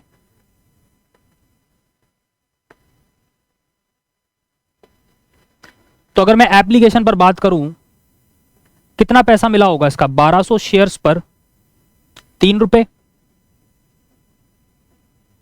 3600 रुपए रिसीव हुए होंगे। बट कायदे से कितने बनते हैं सर? कायदे से तो कंपनी सिर्फ 1000 दे सकती है। 1000 शेयर्स का पैसा मांग रही है कंपनी तो। हाँ सर, तो मतलब एक्सेस इसका 600 आ रखा है। एम आई राइट? और कहीं ना कहीं ये जो एक्सेस है ये अलॉटमेंट पर जाएगा। यस और नो? हाँ सर, सही बोल रहे हो सर आप। तो 1000 शेयर्स पर मल्टीप्लाई बाय 4, मतलब 4000। अब इस एक्सिस को एडजस्ट कर लो।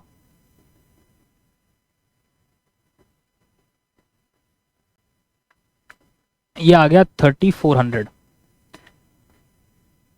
कमाल की बात, इससे 3400 रुपए मांगे गए, 3400 रुपीज मांगे गए अलॉटमेंट पर। अब मुझे ये बताओ, क्या इससे जो बचे कुचे पैसे मांगे गए ये इसने दिए? बताओ। सर नहीं दिए, ये निकम्मा है, इसने 3400 रुपए भी मार लिए कंपनी के। तो ये क्या है? ये है सर एरियर। इसको हमें ट्रांजैक्शन में रिकॉर्ड करना पड़ेगा।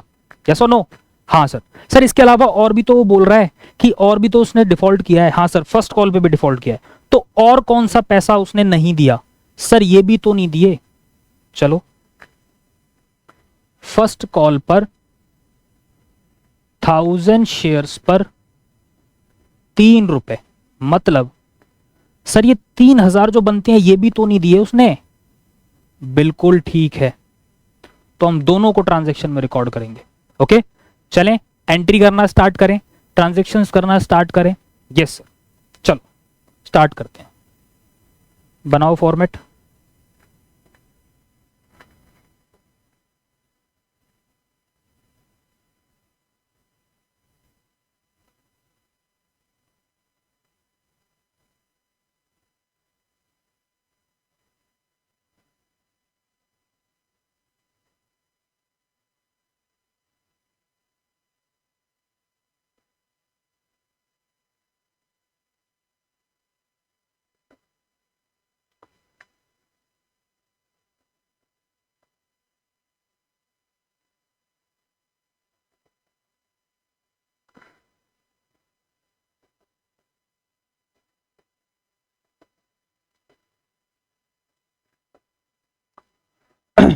करें स्टार्ट?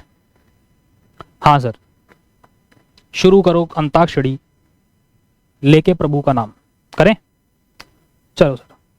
तो 12,000 शेयर्स पर सबसे पहले 3 रुपए रिसीव हो गए होंगे, यस और नो? हाँ सर।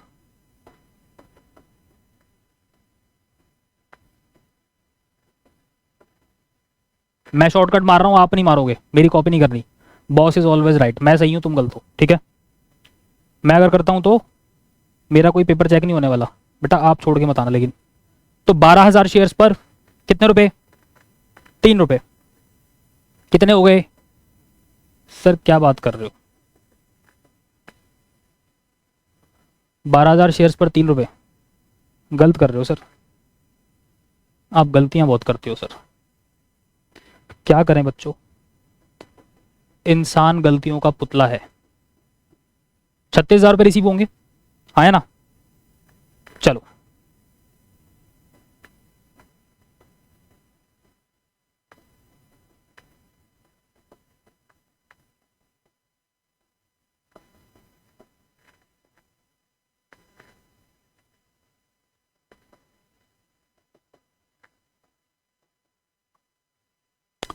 चलो करें एंट्री? हाँ सर, एंट्री करो। फालतू भी तो है पैसा। जी बिल्कुल।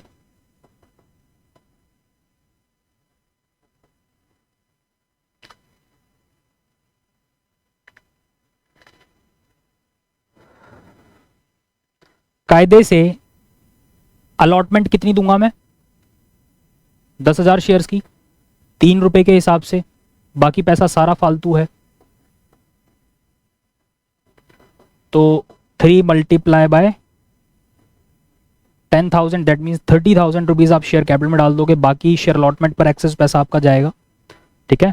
6,000 रुपीज, दैट इज 2,000 शेयर्स का पैसा जो फालतू है उसको आप अलॉटमेंट पर भेजोगे।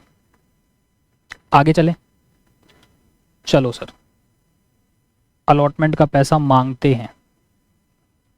Share allotment account debit to share capital. कितना बनता है सर? 10,000 शेयर्स पर 4 रुपए बनते हैं।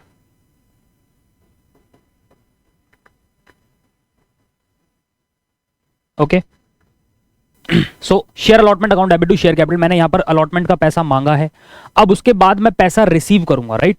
तो देखो रिसीव करने की एंट्री करते हैं बच्चों।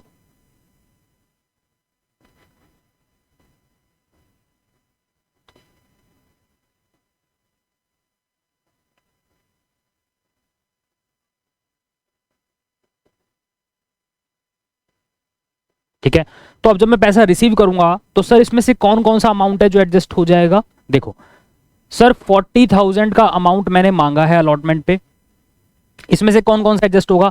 देखो एप्लीकेशन पर 6,000 रुपीज एक्स्ट्रा थे, ठीक है? तो सबसे पहले तो ये एडजस्ट हो जाएंगे बेटा। उसके बाद और कुछ था क्या?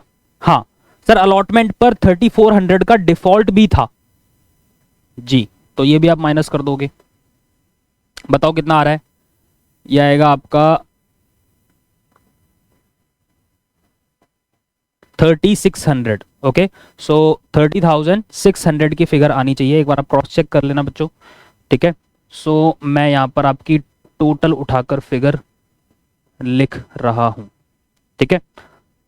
तो पता चल गया आपको क्या क्या चीजें हमें एडजस्ट करनी है, ठीक है? तो हमारे पास एप्लीकेशन पर 6,000 रुपीज एक्स्ट्रा थे जो कि अलॉटमेंट पर एडजस्ट होंगे, तो ऑटोमेटिकली यहाँ पर ये अमाउंट रिड्यूस होगा। एंड उसके बाद इन्होंने डिफॉल्ट भी किया था, 3,400 का डिफॉल्ट था, एरियर था, तो वो भी अब यहाँ पर डिफॉल्ट एडजस्ट करोगे। चलिए अब आगे हम मांगते हैं कितने थे? फर्स्ट कॉल पर 3 रुपए थे सर। चलो फर्स्ट कॉल पर 3 रुपए मांगते हैं। Share first call account debit to share capital account. 3 रुपए 10,000 शेयर्स पर, मतलब पूरा पूरा पैसा मांगोगे आप 30,000। अच्छा, जब रिसीव करने का टाइम आएगा तब सर क्या क्या एडजस्ट हो जाएगा इसमें, देखो ध्यान से।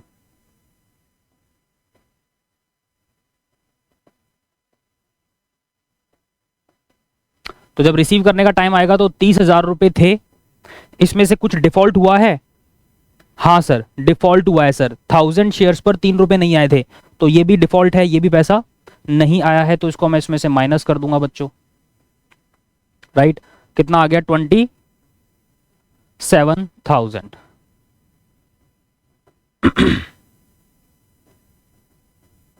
ज्यादा बेटर तरीका यह है कि आप यहां पर कॉल्स इन एरियर को भी डेबिट करके आओ। Okay, so make sure calls in arrear को भी बेटा डेबिट करके जरूर आना।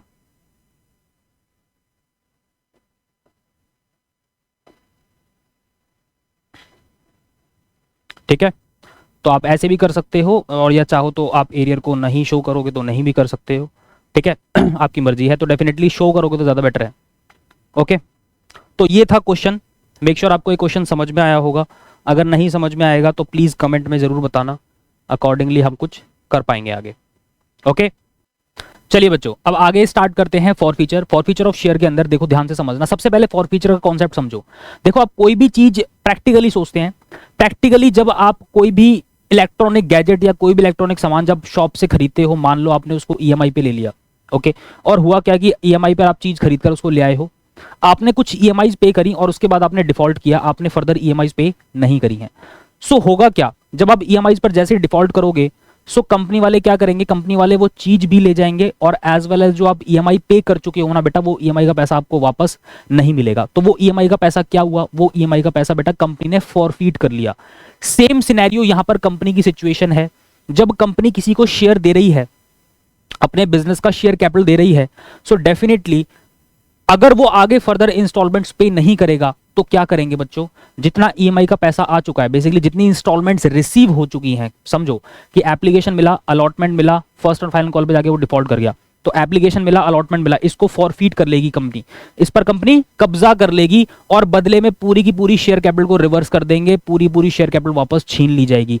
जितना पैसा मांगा गया था, जितनी बार पैसा मांगा था, हर बार मैं शेयर कैपिटल को क्रेडिट कर रहा था, जैसा कि हम पिछले क्वेश्चन में देखा है हमने, जब मैंने share allotment account debit to share capital किया, जब मैंने पैसा मांगा, share application account debit to share capital करता हूं, है ना, हर बार मैं शेयर कैपिटल को क्रेडिट कर रहा था जितनी बार भी पैसा मांग रहा था, बट जैसे ही डिफॉल्ट करा, डिफॉल्ट करते ही मैं क्या करूंगा, अब सारी शेयर कैपिटल को उठाकर डेबिट करूंगा, क्योंकि मैं उससे कैपिटल छीन रहा हूं। ध्यान से देखिए, तो एंट्री समझो, मान लो कि शेयर्स पार पर इशू किए थे, कोई प्रीमियम की सिचुएशन नहीं थी, और उस सिचुएशन में पार की सिचुएशन थी, तो उस सिचुएशन में होगा क्या कि एक्चुअल में जो शेयर होगा वो 10 रुपए पर इशू किया गया होगा। राइट, अब मान लो कि इस 10 रुपए में से कंपनी ने अभी 8 ही रुपए मांगे थे।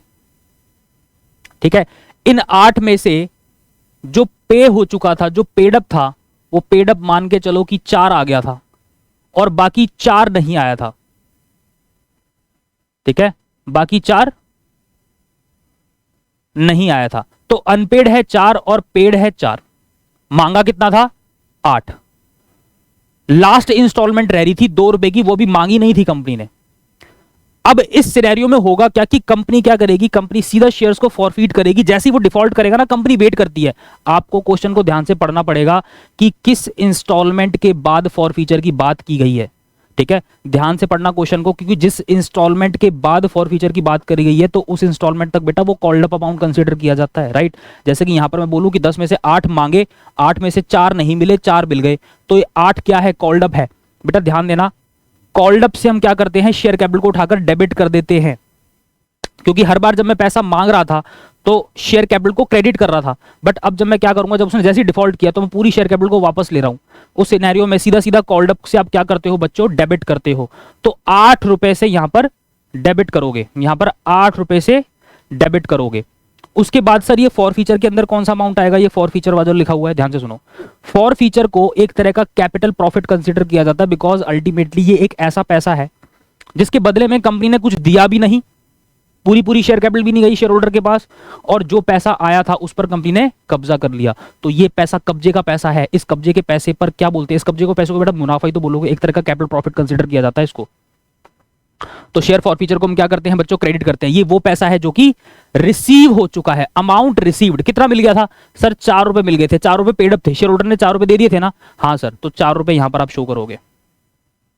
इसके अलावा और ऐसा कौन सा पैसा था जो नहीं दिया, सर कॉल्स इन एरियर के अंदर शो कर दो उसको, ठीक है। कॉल्स इन एरियर को नॉर्मल एंट्रीज में जब शेयर होल्डर डिफॉल्ट करता है तो हम कॉल्स इन एरियर को डेबिट करते हैं, बट अब हमें क्या करना पड़ेगा, कॉल्स इन एरियर को रिवर्स करके उसको खत्म करना पड़ेगा। तो कॉल्स इन एरियर को हम क्या कर देंगे, यहाँ पर क्रेडिट कर देंगे, राइट। तो 4 रुपए से हम क्या करेंगे, यहाँ पर कॉल्स इन एरियर को भी क्रेडिट करेंगे। होपफुली फॉर फीचर आपको समझ में आया होगा। आगे एक क्वेश्चन देखते हैं, एक क्वेश्चन से समझिए। तो amount not received calls in arrear में शो होगा, अमाउंट जो मिल चुका है उस पर कंपनी कब्जा कर रही है, इसलिए वो क्रेडिट होगा 4 रुपए, और जितना पैसा मांगा था उस पूरे से आप शेयर कैपिटल को डेबिट करोगे। क्वेश्चन समझिए।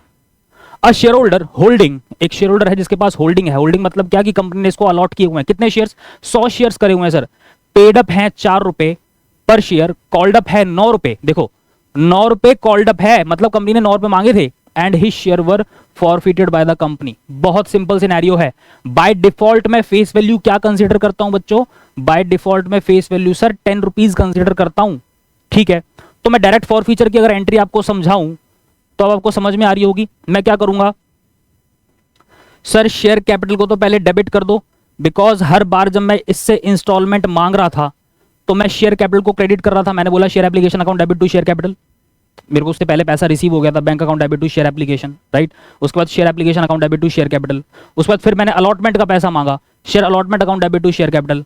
फिर उसने अलॉटमेंट का पैसा पे कर दिया, बट अगर नहीं पे किया तो भी उससे पहले मैंने मांगा तो होगा ना, मैंने फर्स्ट कॉल का पैसा मांगा तो होगा। मैंने क्या एंट्री करी होगी, share first call account debit to share capital. हर बार मैं जब पैसा मांग रहा था तो मैं शेयर कैपिटल को क्रेडिट कर रहा था। अब अगर उसने डिफॉल्ट कर दिया तो मांगे हुए पैसे को ही मैं क्या करूंगा, रिवर्स कर दूंगा। दैट्स व्हाई मैं शेयर कैपिटल को बच्चों क्या करता हूं, डेबिट करता हूं एंट्री के अंदर। मेरी बात समझ रहे हो। उसके बाद सर जो पैसा मिल चुका है उसको तो कंपनी फॉरफीट कर लेगी, यस और नो, हाँ सर। जिस पैसे पर कंपनी ने कब्जा कर लिया उस पैसे के बदले में ना तो पूरी की पूरी शेयर कैपिटल गई, और जो आया था उस पर भी कंपनी ने कब्जा कर लिया। तो जब कब्जा कर लिया तो ये भी एक तरह का क्या है बच्चों, कैपिटल प्रॉफिट है, तो शेयर फॉरफीचर को हम क्रेडिट करेंगे। अब वो पैसा जो कि नहीं मिला सर, अच्छा आप मुझे ये बताइए, जब नॉर्मल आप एंट्री कर रहे थे, जब आपने शेयर अलॉटमेंट का पैसा मांगा था तो क्या एंट्री करी थी, share allotment account debit to share capital. अब मान लो उसी पर मान लो 100 शेयर्स का डिफॉल्ट था, किसी शेयर होल्डर ने 100 शेयर्स पर पैसा नहीं दिया, तो क्या एंट्री करते हो, bank account debit calls in arrear account debit to share allotment, यही करते हो। आपने वहां पर कॉल्स इन एरियर को क्या किया था, डेबिट किया था, अब उसको खत्म करना पड़ेगा। अब यहां पर उसको क्या कर देंगे, क्रेडिट कर देंगे, ओके। तो कितना कॉल्ड अप था सर, 100 शेयर्स पर 9 रुपए, मतलब 900 तो ये हो गए, यस और नो। 100 शेयर्स पर 9 रुपए, कितना मिल चुका है सर, पेड अप है 4 रुपए, 4 रुपए मिल चुके हैं, मतलब 400। सर फिर कितना नहीं मिला होगा, सिंपल सी बात है भैया, 9 रुपए मांगे थे, 9 में से 4 मिल गए जिसको कंपनी ने फॉरफीट कर लिया, तो ऑब्वियसली कितना नहीं मिला होगा सर, ये तो बाय डिफॉल्ट पता चल रहा है 500 रुपए का झोल है यहाँ पर, है कि नहीं। 100 शेयर्स पर 5 रुपए नहीं मिले होंगे। होपफुली आपको समझ में आया होगा। आगे और क्वेश्चन देखेंगे। तो चलिए बच्चे अब आगे एक और क्वेश्चन देखते हैं फॉर फीचर का, ध्यान से देखेंगे। A share holder who applied for 250 shares and allotted 200 share didn't paid allotment of 3 rupees and final call of ₹4। ध्यान से समझना क्वेश्चन को बेटा, क्वेश्चन में थोड़े से ट्रिकी करता जाऊंगा ताकि ना आपको जब फुल फ्लेज क्वेश्चन करते हो ना तो आपको बड़ी दिक्कतें आती हैं। छोटे छोटे क्वेश्चन करके कॉन्सेप्ट को अच्छे से समझ लो ताकि फुल फ्लेज क्वेश्चन भी आएगा तो भी उसमें दिक्कत की गुंजाइश नहीं होगी। ध्यान से देखो, तो 250 शेयर्स इसने अप्लाई किए थे, 200 शेयर्स कंपनी ने इसको अलॉट किए, अलॉटमेंट पर इसने 3 रुपए पे नहीं करे, फाइनल कॉल के 4 रुपए पे नहीं करे, the shares were fully called up, shares का पूरा पूरा पैसा मांगा गया था, मतलब पूरा पूरा 10 रुपए मांगा गया था। His share were forfeited bye the company, और उसके शेयर्स को फॉरफीट कर लिया कंपनी ने। देखो ध्यान से पढ़ो, did not paid allotment and final call, कहने का मतलब है कंपनी ने फाइनल कॉल तक वेट किया, भैया अब दे दे पैसा, नहीं दे रहा, अब करेंगे फॉरफिट। मतलब कहने का क्या है कि फाइनल कॉल के बाद हम फॉरफिट कर रहे हैं, ठीक है। चलो आ जाओ, इसकी सबसे पहले वर्किंग नोट बनाओ। सर वर्किंग नोट कैसे बनाएंगे, देखो ध्यान से।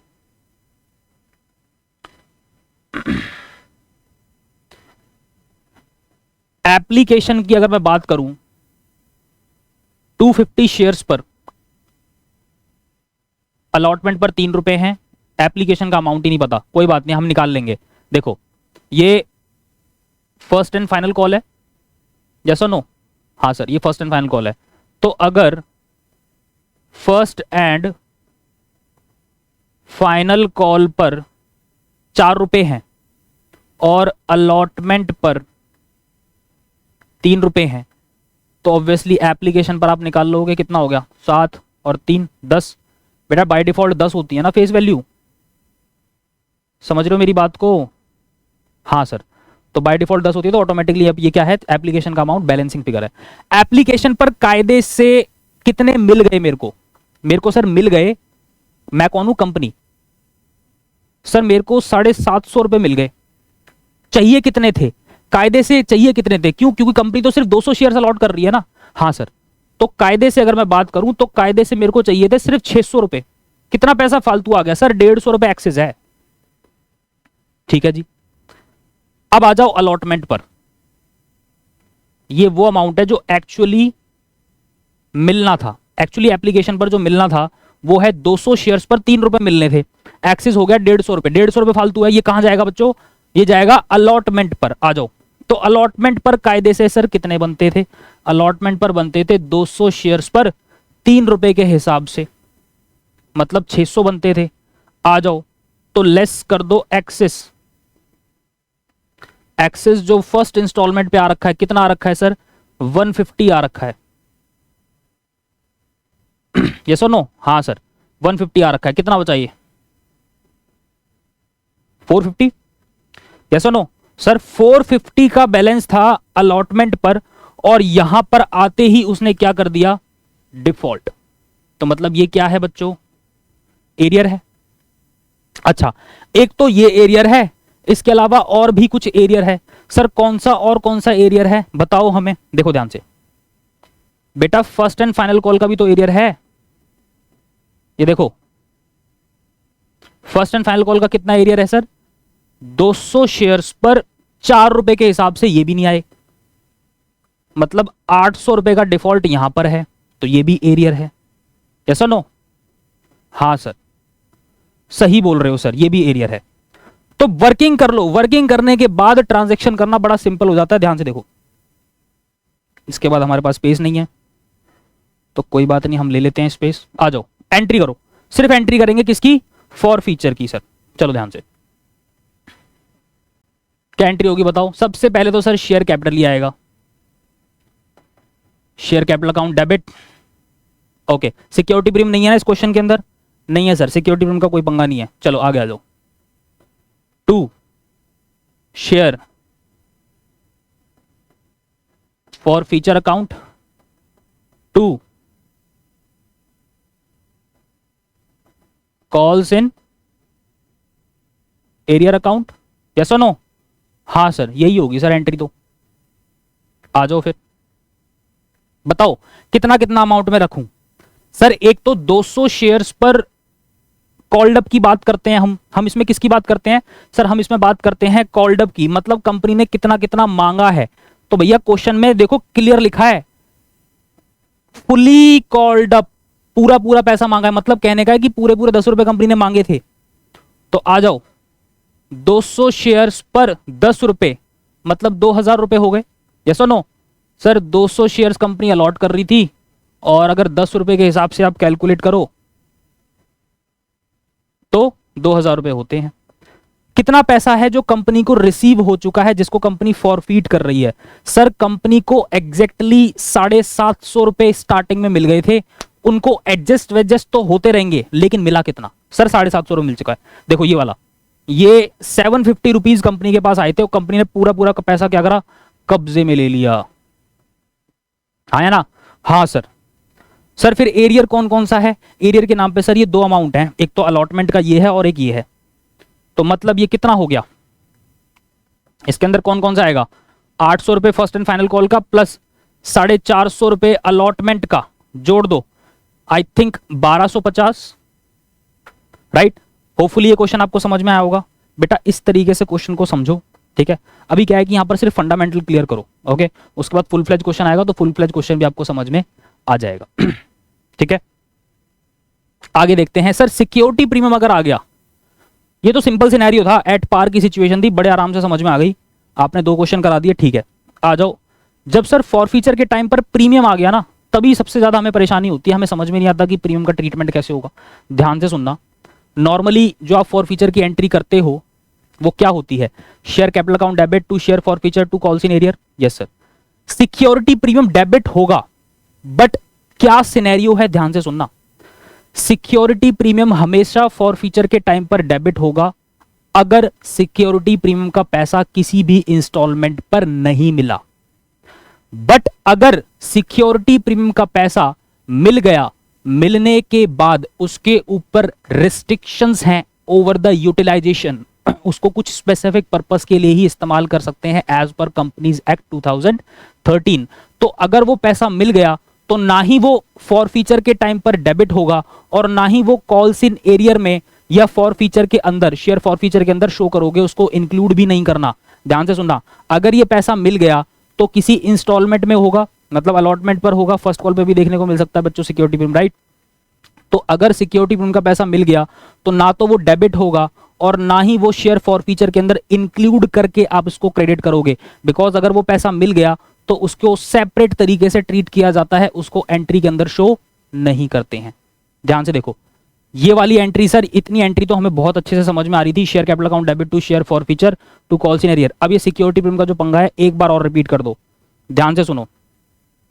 सिक्योरिटी प्रीमियम का पैसा अगर नहीं मिला तो वो डेबिट भी होगा as well as calls in arrear में क्रेडिट भी होगा, इंक्लूड भी होगा, ठीक है, क्योंकि वो मांगा था और नहीं मिला। अगर सिक्योरिटी प्रीमियम का पैसा मिल गया तो एज पर कंपनीज एक्ट 2013 उसके ऊपर यूटिलाइजेशन के लिए रिस्ट्रिक्शंस हैं, वो 5 पर्पस के लिए इस्तेमाल हो सकता है सिर्फ, उसको फिर ट्रांजैक्शन में यहां पर शो नहीं करेंगे।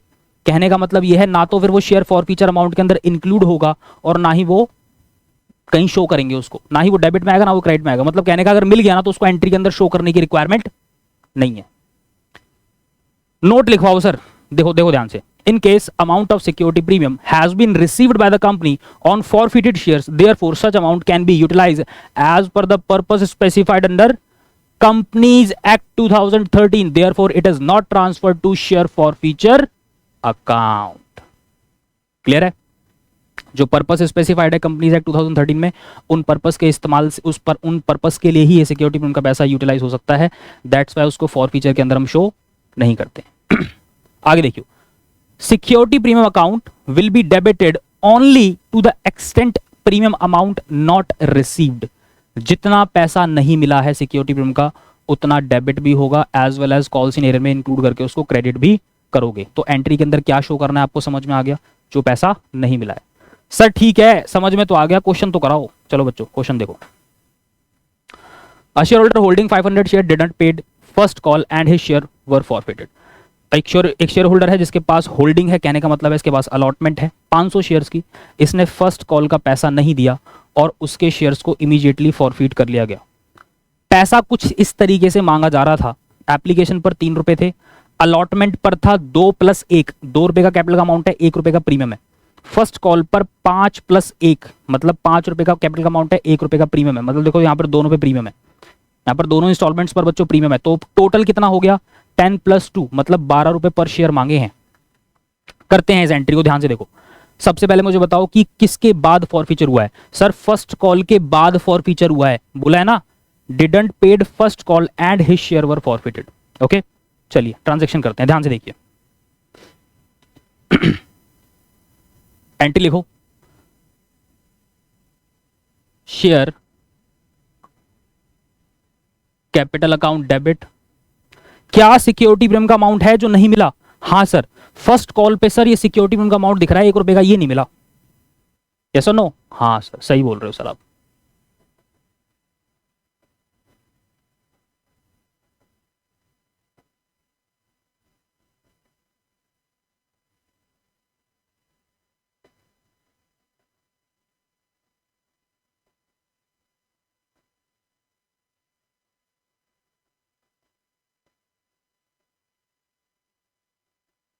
आ जाओ करना स्टार्ट करें।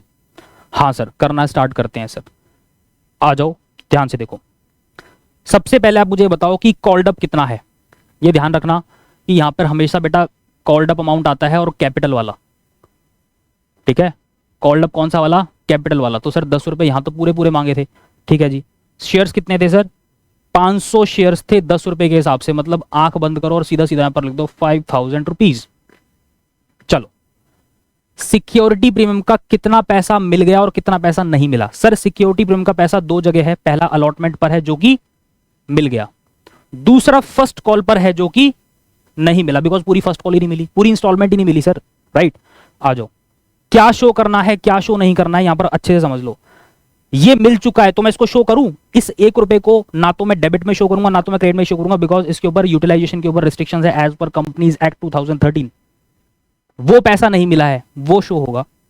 तो कहने का मतलब है सर 1 रुपया 500 शेयर्स पर 1 रुपया प्रीमियम का हम शो करेंगे जो कि नहीं मिला है। फॉर फीचर में कितने पैसे पर कब्जा हुआ? सर 3 रुपए इस पर कब्जा हुआ और 2 रुपए इस पर कब्जा हुआ। क्या इस 1 रुपए पे मैं कब्जा बोल सकता हूं? नहीं सर, इसके ऊपर तो रिस्ट्रिक्शंस है, आपने खुद बताया कंपनीज एक्ट 2013 पर 13 के हिसाब से इस 1 रुपए के ऊपर तो रिस्ट्रिक्शंस है, इसको तो मैं शो ही नहीं कर सकता। तो कहने का मतलब है कब्जा कितने पर हुआ है? 3 + 2, सर 5 रुपए पर कब्जा हुआ है। आ जाओ, 500 शेयर्स मल्टीप्लाई बाय 5, 2500 रुपए।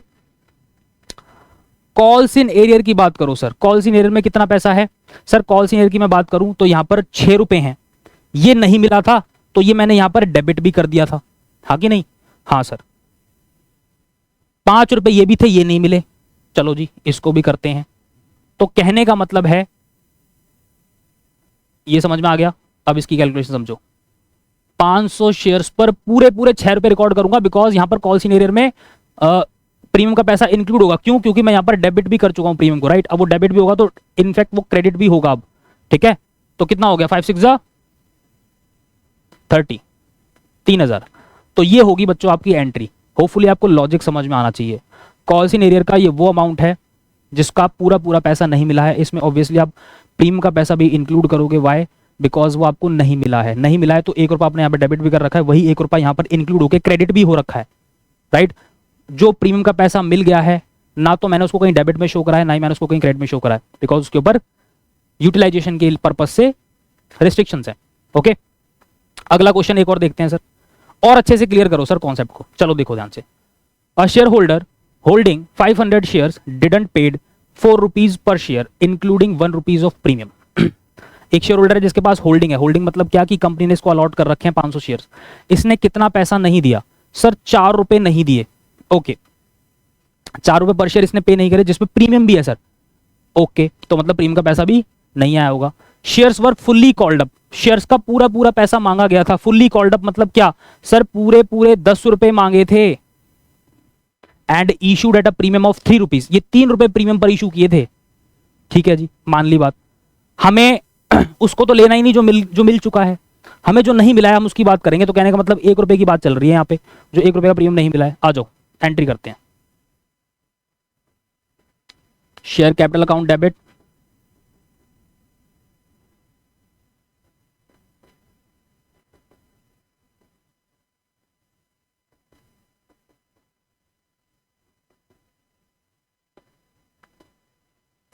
To share forfeiture account,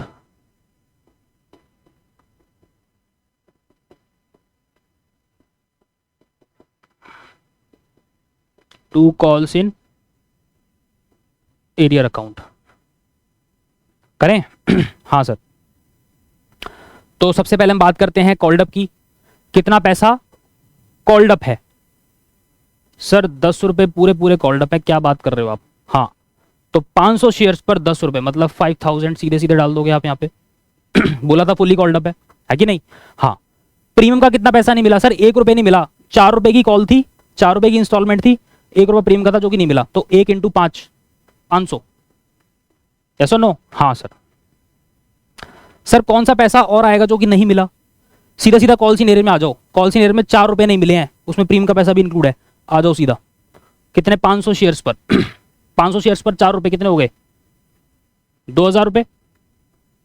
समझ रहे हो ना? हाँ सर, समझ में तो आ रहा है सर। 500 शेयर्स पर 4 रुपए इंक्लूडिंग प्रीमियम नहीं मिला, मैंने डेबिट भी कर दिया 1 रुपया और इंक्लूड करके यहां पर क्रेडिट भी कर दिया 1 रुपया प्रीमियम का। सर फॉर फीचर कितने पैसे पर कब्जा किया होगा? कब्जा किया होगा, ये हटा दो 3, 7 बचे, ठीक है। तो सर 7 इंटू 5 3500 फॉर फीचर हुआ होगा। समझ में आ रहा है बच्चों? होपफुली आपको इस दोनों क्वेश्चन अच्छे समझ में आएंगे। और प्रीमियम का पार्ट जब आपका फॉर फीचर के शेयर फॉर फीचर के केस में आता है तो उसको कैसे ट्रीट करते हैं होपफुली आपको समझ में आया होगा। चलिए तो चलिए बच्चे एक क्वेश्चन और करेंगे फॉर फीचर का, जिसके अंदर अब आपका एक्सेस जो अमाउंट होता है वो पहले किस में से एडजस्ट होता है, कैपिटल में से या प्रीमियम में से, उसको समझते हैं। और एक नोट आप जरूर ये नोट डाउन करना, मेक श्योर जो भी मैं लिख रहा हूं बोर्ड पर आप इसको नोट डाउन जरूर करोगे। ओके तो चलिए देखिए, ये थोड़ा सा ट्रिकी पार्ट हो जाता है जहां पर बच्चा जाके सबसे पहले अटक जाता है। ध्यान से देखो, if any advance has been received by the company then firstly it will be adjusted towards capital and balance if any will be adjusted on security premium. अगर कंपनी के पास कुछ भी पैसा फालतू आया है तो सबसे पहले उससे कैपिटल का अमाउंट रिड्यूस किया जाएगा, उसके बाद कुछ बच गया तो वो सिक्योरिटी प्रीमियम में से यूटिलाइज किया जाएगा, सिक्योरिटी प्रीमियम उससे रिड्यूस होगा। ध्यान से देखना, क्वेश्चन से समझते हैं कैसे। एप्लीकेशन रिसीव हुई है इस क्वेश्चन में 60,000 शेयर्स की, मतलब ये अप्लाइड है, लोगों ने अप्लाई किया है। एक्चुअल इशू कंपनी ने एक्चुअल इशू किया था 40,000 का, मतलब क्या है ये अलॉटेड है सर ये तो। हाँ सर एक्चुअल इशू जो होता है, कहने का मतलब है कंपनी अगर इशू ही 40 कर रही है, 40,000 कर रही है तो डेफिनेटली उतना ही अलॉट करेगी।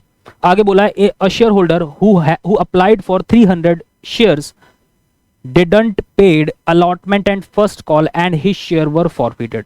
तो 300 शेयर्स की बात हो रही है जिनका अलॉटमेंट का पैसा भी नहीं आया और फर्स्ट कॉल का पैसा भी नहीं आया, और उसके बाद उसके शेयर्स को क्या कर लिया गया, फॉरफीट कर लिया गया। आपको फॉरफीचर की एंट्री करनी है और रुपए कुछ इस हिसाब से मांगे गए थे। एप्लीकेशन पर 5 रुपए हैं, अलॉटमेंट पर 2 + 1, फर्स्ट कॉल पर 3 + 1, मतलब प्रीमियम का अमाउंट दोनों इंस्टॉलमेंट्स पर है, अलॉटमेंट पर भी है और फर्स्ट कॉल पर भी है। चलिए सबसे पहले इस तरह के क्वेश्चंस के अंदर हम तैयार करते हैं वर्किंग नोट। ध्यान से देखो,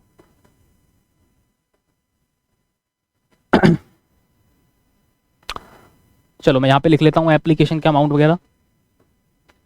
एप्लीकेशन पर 5 है, अलॉटमेंट पर सर 2 + 1 है और फर्स्ट कॉल पर 3 + 1 है। टोटल हो गया 10 + 2, 10 रुपए कैपिटल के, 2 रुपए प्रीमियम के। आ जाओ, तो अब क्या लिखा है, ए शेयरहोल्डर हु अप्लाइड, वहां पर पिछले क्वेश्चन जो हम कर रहे थे उसमें होल्डिंग लिखा हुआ था। होल्डिंग का मतलब क्या है कि अलॉट कर रखे हैं कंपनी ने उसको शेयर्स, बट यहां पर क्या लिखा हुआ है अप्लाइड। अगर ये अप्लाइड हैं तो एक्चुअल में इसको अलॉट कितने करे होंगे कंपनी ने, हमें ये निकालना पड़ेगा। अब ध्यान से देखिए, इस सिनेरियो में ये टेबल बनाओगे, अप्लाइड, अलॉटेड एंड एडजस्टेड। कितने की एप्लीकेशन रिसीव हुई है सर, 60,000 शेयर्स की एप्लीकेशन रिसीव हो रही है। 40,000 कंपनी अलॉट कर सकती है बिकॉज कंपनी ने इशू ही उतने का किया है। एडजस्टमेंट पर 20,000 शेयर्स की एडजस्टमेंट जाएगी। ओके ओके, अब अगर मैं इस शेयर होल्डर की बात करूं तो इसने 300 शेयर्स के लिए सर अप्लाई किया था। ठीक है जी, इसने 300 शेयर्स के लिए अप्लाई किया था, हमें नहीं पता इसको अलॉट कितने करेंगे, तो निकालो कैलकुलेशन ऑफ अलॉटेड शेयर्स। निकालो, कैसे निकालोगे सर, जो निकालना होता है वो ऊपर, हाँ सर 40,000 को ऊपर रखो,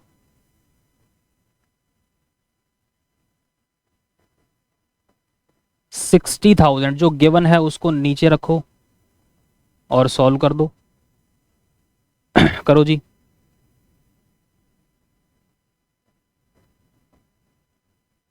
मतलब इसको 200 शेयर्स बेटा कंपनी अलॉट कर रही है, राइट। इसको कंपनी 200 शेयर्स अलॉट कर रही है। आ जाओ अब जरा एक्सेस अमाउंट की कैलकुलेशन समझ लेते हैं।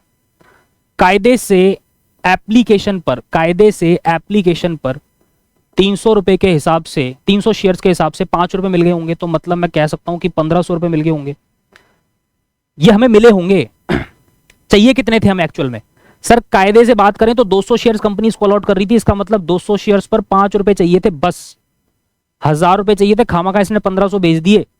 500 एक्सेस हैं, हाँ सर 500 एक्सेस हैं। आ जाओ अलॉटमेंट पर। अलॉटमेंट पर कायदे से कितने बनते हैं सर? 200 शेयर्स पर एक तो बनते हैं 2 रुपए कैपिटल के, और 200 शेयर्स पर 1 रुपया बनता है प्रीमियम का। ध्यान से समझना कैसे होगा। तो मतलब 400 रुपए बनते हैं कैपिटल के और 200 रुपए बनते हैं प्रीमियम के। इस तरीके से टोटल मेरा बनता है ये कितना? 600 रुपए।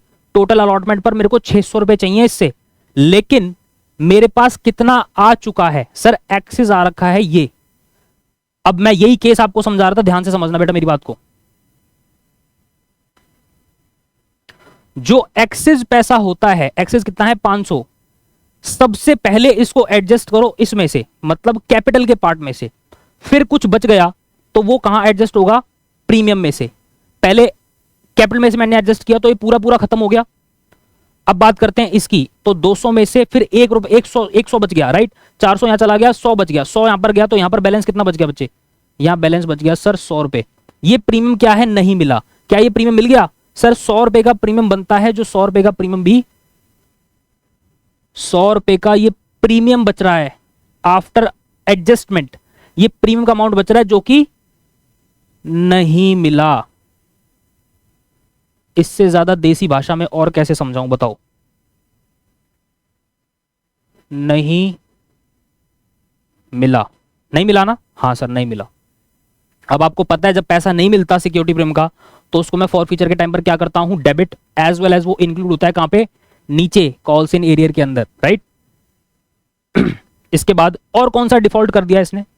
और अगर मैं डिफॉल्ट की बात करूं, एक तो अलॉटमेंट पर डिफॉल्ट था, उसके बाद फिर फर्स्ट कॉल पर भी तो डिफॉल्ट है। आ जाओ, ये वाला एरियर है, प्रीमियम का एरियर है इसका। अब आ जाओ फर्स्ट कॉल। फर्स्ट कॉल पर 200 रुपए के हिसाब से 3 रुपए तो हमने कैपिटल के मांगे होंगे और 200 शेयर्स पर 1 रुपया हमने प्रीमियम का मांगा होगा। तो कहने का मतलब है 600 ये और 200 ये, टोटल कितना हो गया? 800। सर ये 800 भी नहीं मिला।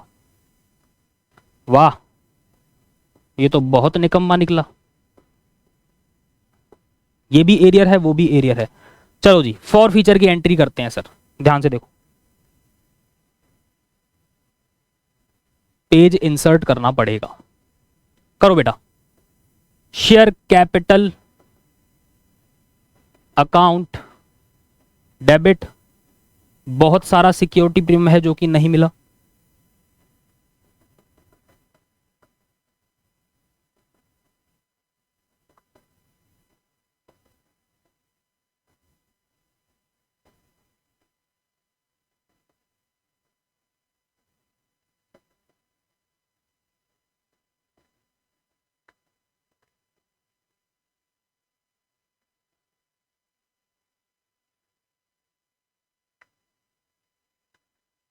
आ जाओ जी, सबसे पहले हम बात करते हैं कितना पैसा कंपनी ने मांगा। सर पूरा मांगा था, क्या बात कर रहे हो सर? कैपिटल की बात करें तो 10 रुपए पूरे मांग लिए, आया ना?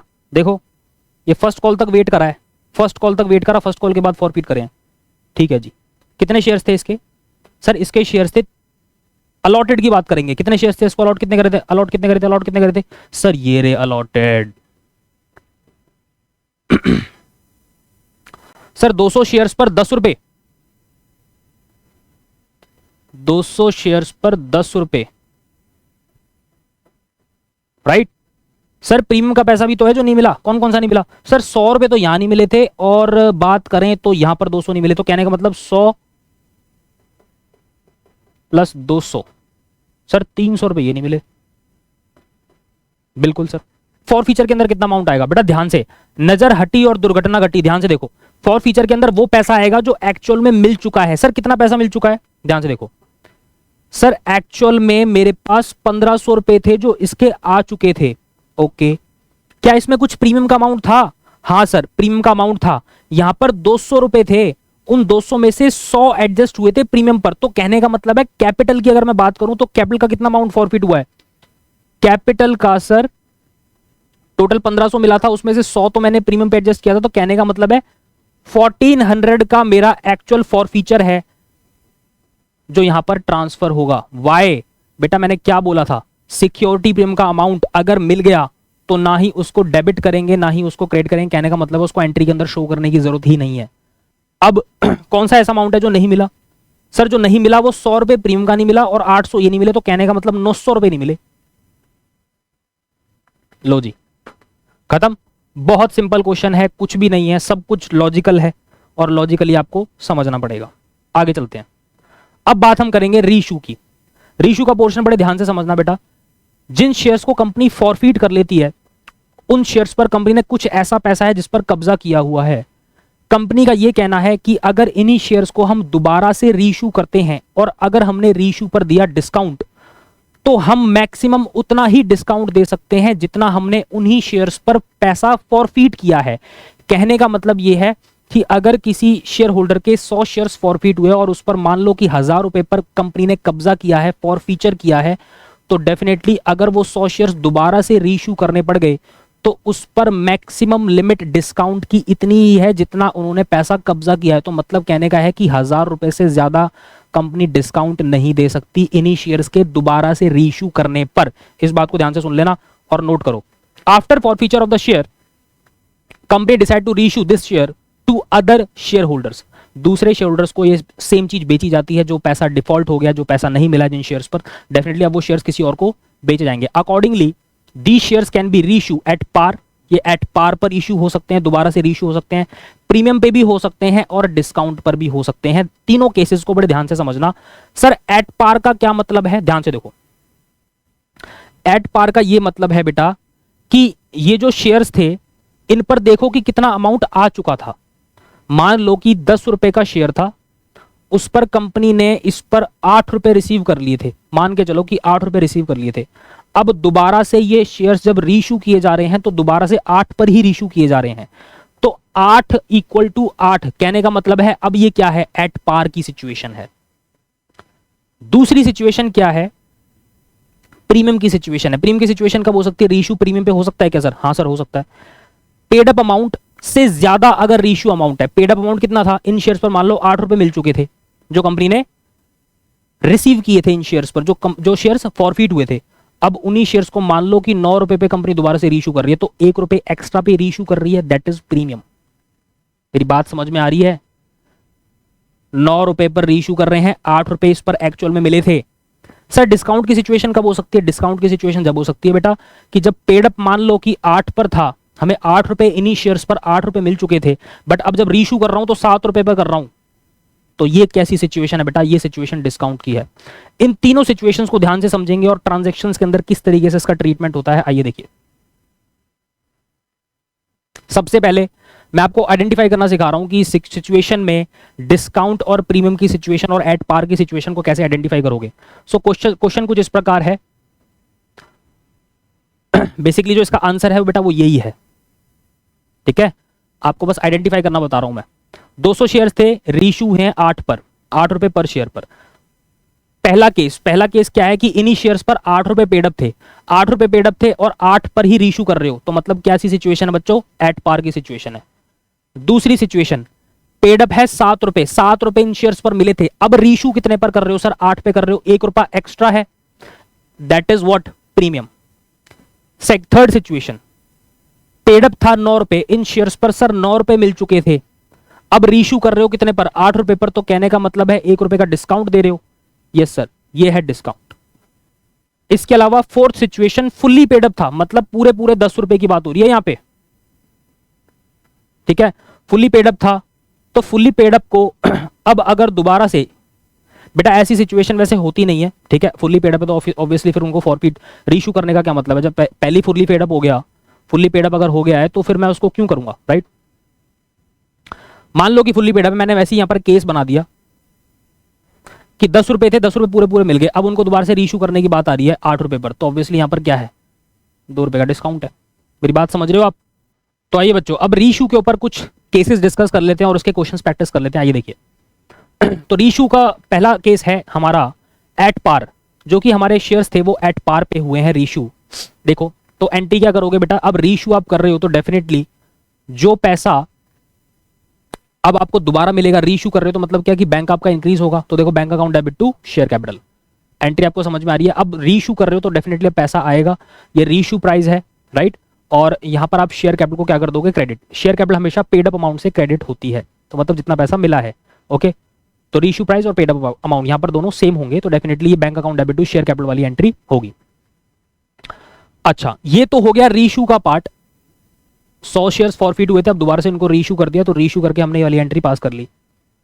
जो पैसा एक्चुअल में फॉरफिट हुआ था, इन्हीं शेयर्स पर कुछ पैसा एक्चुअल में फॉरफिट हुआ होगा, क्या उसमें से कुछ पैसा एडजस्ट करोगे? नहीं करोगे। क्यों? क्योंकि सर एट पार की सिचुएशन है, 8 रुपए मेरे को एक्चुअल में उन शेयर्स पर मिल गए थे, अब उनमें से कुछ भी एडजस्टमेंट नहीं करनी पड़ रही। क्यों? क्योंकि दोबारा से एट पार पर ही इशू हो रहा है। कहने का मतलब है कि 8 रुपए मेरे फॉरफिट हुए थे उस पर, और 8 ही पेड अप थे, 8 ही मैंने फॉरफिट कर लिए। अब दोबारा से मेरे को रीइश्यू भी 8 पर ही करना पड़ रहा है। अगर रीइश्यू दोबारा से 8 पर ही हो रहा है तो डेफिनेटली वहां पर ना तो कोई डिस्काउंट है ना कोई प्रीमियम है, तो इसका मतलब है जो नया पैसा है वो नए पैसे की तरह ट्रीट होगा। तो bank account debit to share capital, 8 रुपए से मैंने पूरी दे दी। उसके बाद जो पैसा मेरे को पहले मिल चुका था शेयर फॉरफीचर में जो पड़ा था, शेयर फॉरफीचर में आपको याद है, शेयर फॉरफीचर के टाइम पे मैंने शेयर फॉरफीचर अकाउंट को क्रेडिट किया था। अब उस शेयर फॉरफीचर को मैं कहां ट्रांसफर करूंगा बच्चे? कैपिटल रिजर्व में। इसी वजह से मैंने आपको शुरुआत में ही कहा था कि भैया ये कैसा प्रॉफिट होता है, ये एक तरह का मुनाफा है, इसको हम कैपिटल प्रॉफिट कंसिडर करते हैं बेटा। यस और नो? ये एक तरह का बच्चों कैपिटल प्रॉफिट होता है, जब भी तो इसको देखो यहाँ पर कैपिटल रिजर्व में ट्रांसफर कर रहे हैं। या तो इसमें से कुछ एडजस्ट हो जाता अगर रीइश्यू पर डिस्काउंट होता, बट डेफिनेटली अगर रीइश्यू पर डिस्काउंट नहीं है तो फिर ये पैसा कहां जाएगा? ये पूरा पैसा जो फॉरफिट हुआ था, ये पूरा पैसा आप ट्रांसफर कर दोगे कहां पर? कैपिटल रिजर्व के अंदर। Note the amount of share forfeiture transfer to capital reserve after reissue of share. उन शेयर्स को दोबारा से रीइश्यू करो, रीइश्यू तक वेट करते हैं, रीइश्यू पर देखते हैं कि एक्चुअल में वो शेयर्स कितने के रीइश्यू होंगे। रीइश्यू मान लो डिस्काउंट पर हुआ है तो उस डिस्काउंट के अमाउंट को इसमें से एडजस्ट किया जाता है बेटा। अभी आगे डिस्काउंट वाला केस डिस्कस करूंगा, वहां पर क्लियर समझाऊंगा आपको, ठीक है। तो डिस्काउंट अगर दिया रीइश्यू पे तो वो वाला पैसा यहाँ पर एडजस्ट कर लिया जाता है, बट अगर कुछ भी एडजस्ट नहीं हुआ तो डेफिनेटली वो पूरा पैसा जो फॉरफिट हुआ है वो सीधा कहां चला जाएगा? कैपिटल रिजर्व में। उसके बाद अब एक क्वेश्चन कर लेते हैं, ध्यान से देखिए इसी पर। 100 शेयर्स थे, फॉरफिट हुए थे, ठीक है। रीइश्यू करे हैं 8 पर शेयर, पेडअप भी थे कितने? 8 ही पेडअप थे, 8 पर ही रीइश्यू कर रहे हैं, तो मतलब एट पार की सिचुएशन हो गई। बैलेंस जो फॉरफीचर के अंदर पड़ा था वो 250 रुपए पड़ा था। चलो जी एंट्री करते हैं। तो पहली एंट्री क्या होगी बच्चों? फॉरफीचर की, सॉरी रीइश्यू की। Bank account debit to share capital account,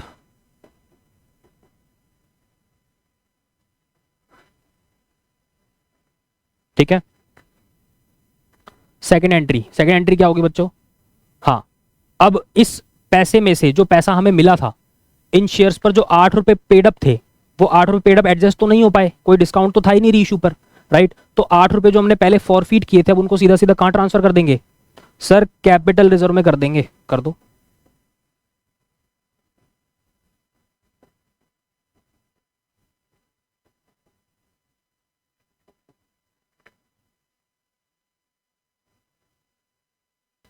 capital reserve में यहां पर पड़ा हुआ है, देखो कितना बोल रहा है, फॉरफीचर के अंदर यहां पर पड़ा हुआ था 250 रुपए, तो 250 रुपए ट्रांसफर होंगे ना obviously,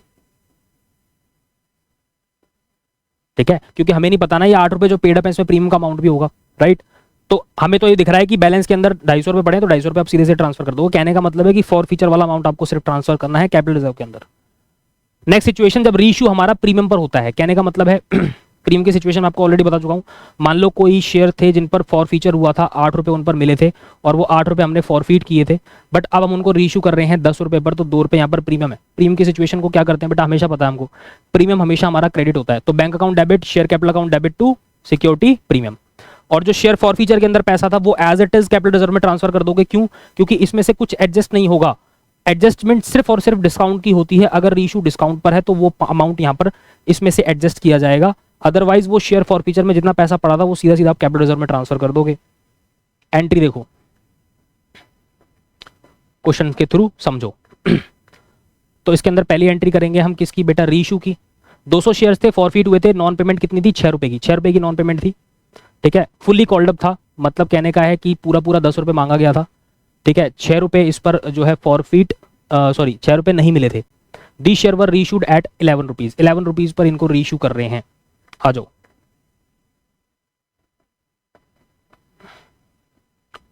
bank account debit to share capital. इसके बाद यहां पर आ जाएगा सिक्योरिटी प्रीमियम, क्योंकि बाय डिफॉल्ट मेरी 10 रुपए की वैल्यू होती है बेटा, और ये कितने पर इशू हो रहा है, ये रीइशू हो रहा है सर 11 रुपए पर, तो मतलब 2200 रुपए टोटल आएंगे।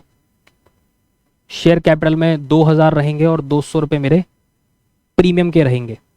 चलो अब हम बात कर लेते हैं सर कैपिटल रिजर्व में कितना ट्रांसफर होगा। ध्यान से देखो, कैपिटल रिजर्व में कितना ट्रांसफर करोगे। नॉन पेमेंट थी 4 रुपए की, मतलब 10 रुपए का पूरा शेयर था और उस पर 4 रुपए नहीं मिले थे, सॉरी 4 रुपए मिल गए थे, 6 रुपए नहीं मिले थे, 6 रुपए की नॉन पेमेंट थी। तो 4 रुपए जो मिल गए थे वो सारे सारे कहां ट्रांसफर करोगे बेटा, फॉर फीचर में, और फॉर फीचर से अब वो कहां जाएंगे, अब वो जाएंगे बेटा कैपिटल रिजर्व के अंदर।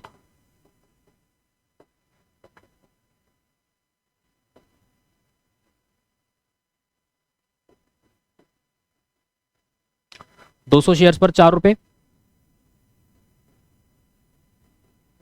ठीक है जी, होपफुली आपको समझ में आया होगा। इसके बाद हम अगला केस देखते हैं जो कि रीइशू हुआ है किस पर सर डिस्काउंट पर। चलिए आइए बच्चों, अब हम देखते हैं कि जो फॉरफीट हो चुके हैं शेयर्स, अब उनको हम रीइशू कर रहे हैं और रीइशू कर रहे हैं डिस्काउंट पे। सबसे पहले हमें आइडेंटिफाई करना पड़ेगा कि इन शेयर्स को हम डिस्काउंट पर रीइशू कर रहे हैं, ये हमें पता कैसे चलेगा। ध्यान से देखो, जो शेयर्स फॉरफीट हुए हैं, मान लो कि 8 रुपए उनके जो है फॉरफीट हुए हैं, 8 रुपए पर कंपनी ने कब्जा किया है, 10 रुपए का पूरा शेयर था। अगर वो शेयर्स दोबारा से रीइशू हो रहे हैं 6 रुपए पर या 7 रुपए पर, समझ रहे हो, अगर वो दोबारा से रीइशू हो रहे हैं 6 रुपए पर या 7 रुपए पर, मतलब एक्चुअल जो पेड अप अमाउंट था उससे कम पर, तो डेफिनेटली वो रीइशू हो रहे हैं डिस्काउंट पर। ये है आइडेंटिफाई करने का तरीका। कैसे एंट्री होंगी, ध्यान से देखो। सबसे पहले आप एंट्री करोगे bank account debit, share forfeiture account debit. Sir share forfeiture आपने डेबिट क्यों किया बेटा, यहां पर शेयर फॉरफीचर को ही डेबिट करेंगे फॉर डिस्काउंट, ये डिस्काउंट ऑन रीइशू है, ध्यान रखना बेटा। यहां पर गलती से भी डिस्काउंट मेंशन मत कर देना, क्वेश्चन गलत हो जाएगा। कंपनी का ये कहना है कि जिन शेयर्स को उन्होंने फॉरफीट किया है, जितने पैसे पर कब्जा किया है, उसी में से कंपनी डिस्काउंट देती है, ठीक है, उन्हीं शेयर्स के रीइशू पर। तो अगर रीइशू का 1-2 रुपए कम पर अगर रीइशू हो रहा है, डिस्काउंट है, तो उस डिस्काउंट अमाउंट को कहां से एडजस्ट कर रहे हैं, उस फॉरफीचर अमाउंट में से कर रहे हैं जो कंपनी ने फॉरफीचर के टाइम पर कब्जे में लिया था, राइट। तो इसलिए यहां पर ये डिस्काउंट होता है जो रीइशू पर, उसको हम शेयर फॉरफीचर अकाउंट के अंदर डेबिट करते हैं। तो bank account debit, share forfeiture account debit discount से, एंड शेयर कैपिटल को आप क्रेडिट कर दोगे, जैसा कि आप जानते हो। अब आपको देखना पड़ेगा कि एक्चुअल में जो फॉरफीचर में अमाउंट था उसमें से ये वाला फॉरफीचर का अमाउंट एडजस्ट करने के बाद जो फॉरफीचर के अंदर बैलेंस बचा, अगर वो क्रेडिट एक्सेस है डेबिट से, तो जो एक्सेस जितना भी है ना, जितना भी एक्सेस है वो ट्रांसफर अब कहां हो जाएगा बच्चों, कैपिटल रिजर्व के अंदर ट्रांसफर हो जाएगा, ठीक है। तो share forfeiture account debit to share capital reserve, share forfeiture account debit to capital reserve. कैसे, जो पैसा आपने फॉरफीट किया था वो पैसा मान लो 1000 रुपए है, उन्हीं शेयर्स को रीइशू किया और उस पर डिस्काउंट दिया, मान लो 200 रुपए का डिस्काउंट दिया, तो 1000 माइनस 200, 800 रुपए बच गए, वो ट्रांसफर होंगे यहाँ पर कैपिटल रिजर्व के अंदर। आइए क्वेश्चन कर लेते हैं, समझ में आ जाएगा अच्छे से आपको। 300 शेयर्स फॉरफीट हुए थे for the non payment of 3 rupees, 3 रुपए इस पर फॉरफीट हुए थे, जिस पर कॉल्ड अप था 8 रुपए, कंपनी ने कायदे से 8 रुपए मांगे थे। सबसे पहले हम फॉरफीचर की एंट्री करेंगे, हम नहीं जानते, हम सबसे पहले सर फॉरफीचर की एंट्री बताओ, आ जाओ। Share capital account debit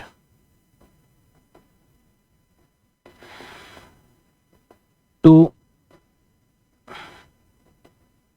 share forfeiture account to calls इन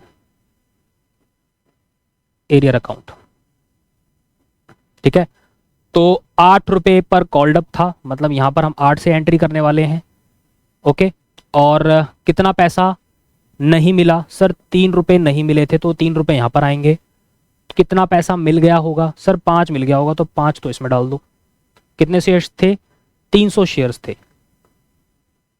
3 8 जा 24 और 3 3 जा 9 और 5 3 जा 15, ठीक है जी। ये हो गई हमारी फॉरफीचर की एंट्री। अब हम करते हैं इन्हीं को रीइशू। क्या लिखा है कि रीइशू कर रहे हैं कितने पर, 6 रुपए पर, 6 रुपए पर दोबारा से रीइशू कर रहे हैं, जिस पर पेड अप कितना था, 8 था। मतलब अब ये क्या है, अब ये 2 रुपए का यहां पर गैप आ रहा है ना, 2 रुपए का डिफरेंस आ रहा है, ये 2 रुपए का difference is what, discount, discount on reissue. For feature समझ में आ गया, आ जाओ रीइश्यू पे करें रीइश्यू। हाँ सर रीइश्यू करो, तो क्या एंट्री करोगे, सबसे पहली एंट्री होगी सर हमारी बैंक अकाउंट डेबिट। अच्छा, अब मेरे को शेयर फॉर फीचर के अंदर डिस्काउंट को शो करना पड़ेगा, बिकॉज ये 2 रुपए का जो डिस्काउंट है, राइट, ये 2 रुपए का जो डिस्काउंट है इसको मेरे को एडजस्ट करना पड़ेगा, किसमें से, इन्हीं शेयर्स के फॉर फीचर में जितना पैसा पड़ा था, मतलब कि इसमें से, right, to share capital account. Yes sir, no, हाँ सर उसके बाद जो अगली एंट्री होने वाली है वो होगी share forfeiture account debit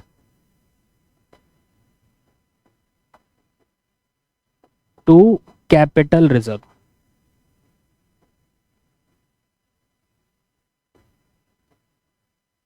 ठीक है जी, कैपिटल रिजर्व में जाएगा। कितना था रीशू कितने पर किया है सर, रीशू किया है 6 रुपए पर, कर दो, तो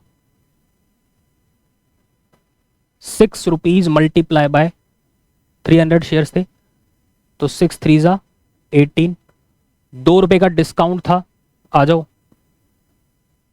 300 शेयर्स मल्टीप्लाई बाय 2,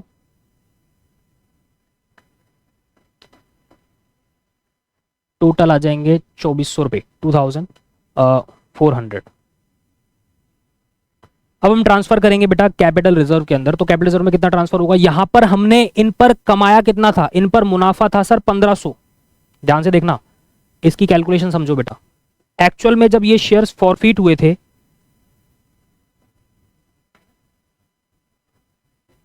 एक्चुअल में जब ये शेयर फॉरफीट हुए थे तो इन पे 1500 पर कब्जा किया था, जो कि मेरा क्या था, क्रेडिट। अच्छा, उसके बाद जब डिस्काउंट दिया तो कितना दिया सर, 600 दिया, ये भी तो एडजस्ट हो गया, तो कितना बच गया सर, 900 बच गया। ये 900 ट्रांसफर होगा बेटा कहां पर, कैपिटल रिजर्व में। ठीक है, तो बेटा इसी के साथ मेरा पूरा रीइश्यू और पूरा इश्यू ऑफ शेयर और फॉर फीचर के सारे केसेस मैं कर आपको समझा दिए हैं मैंने।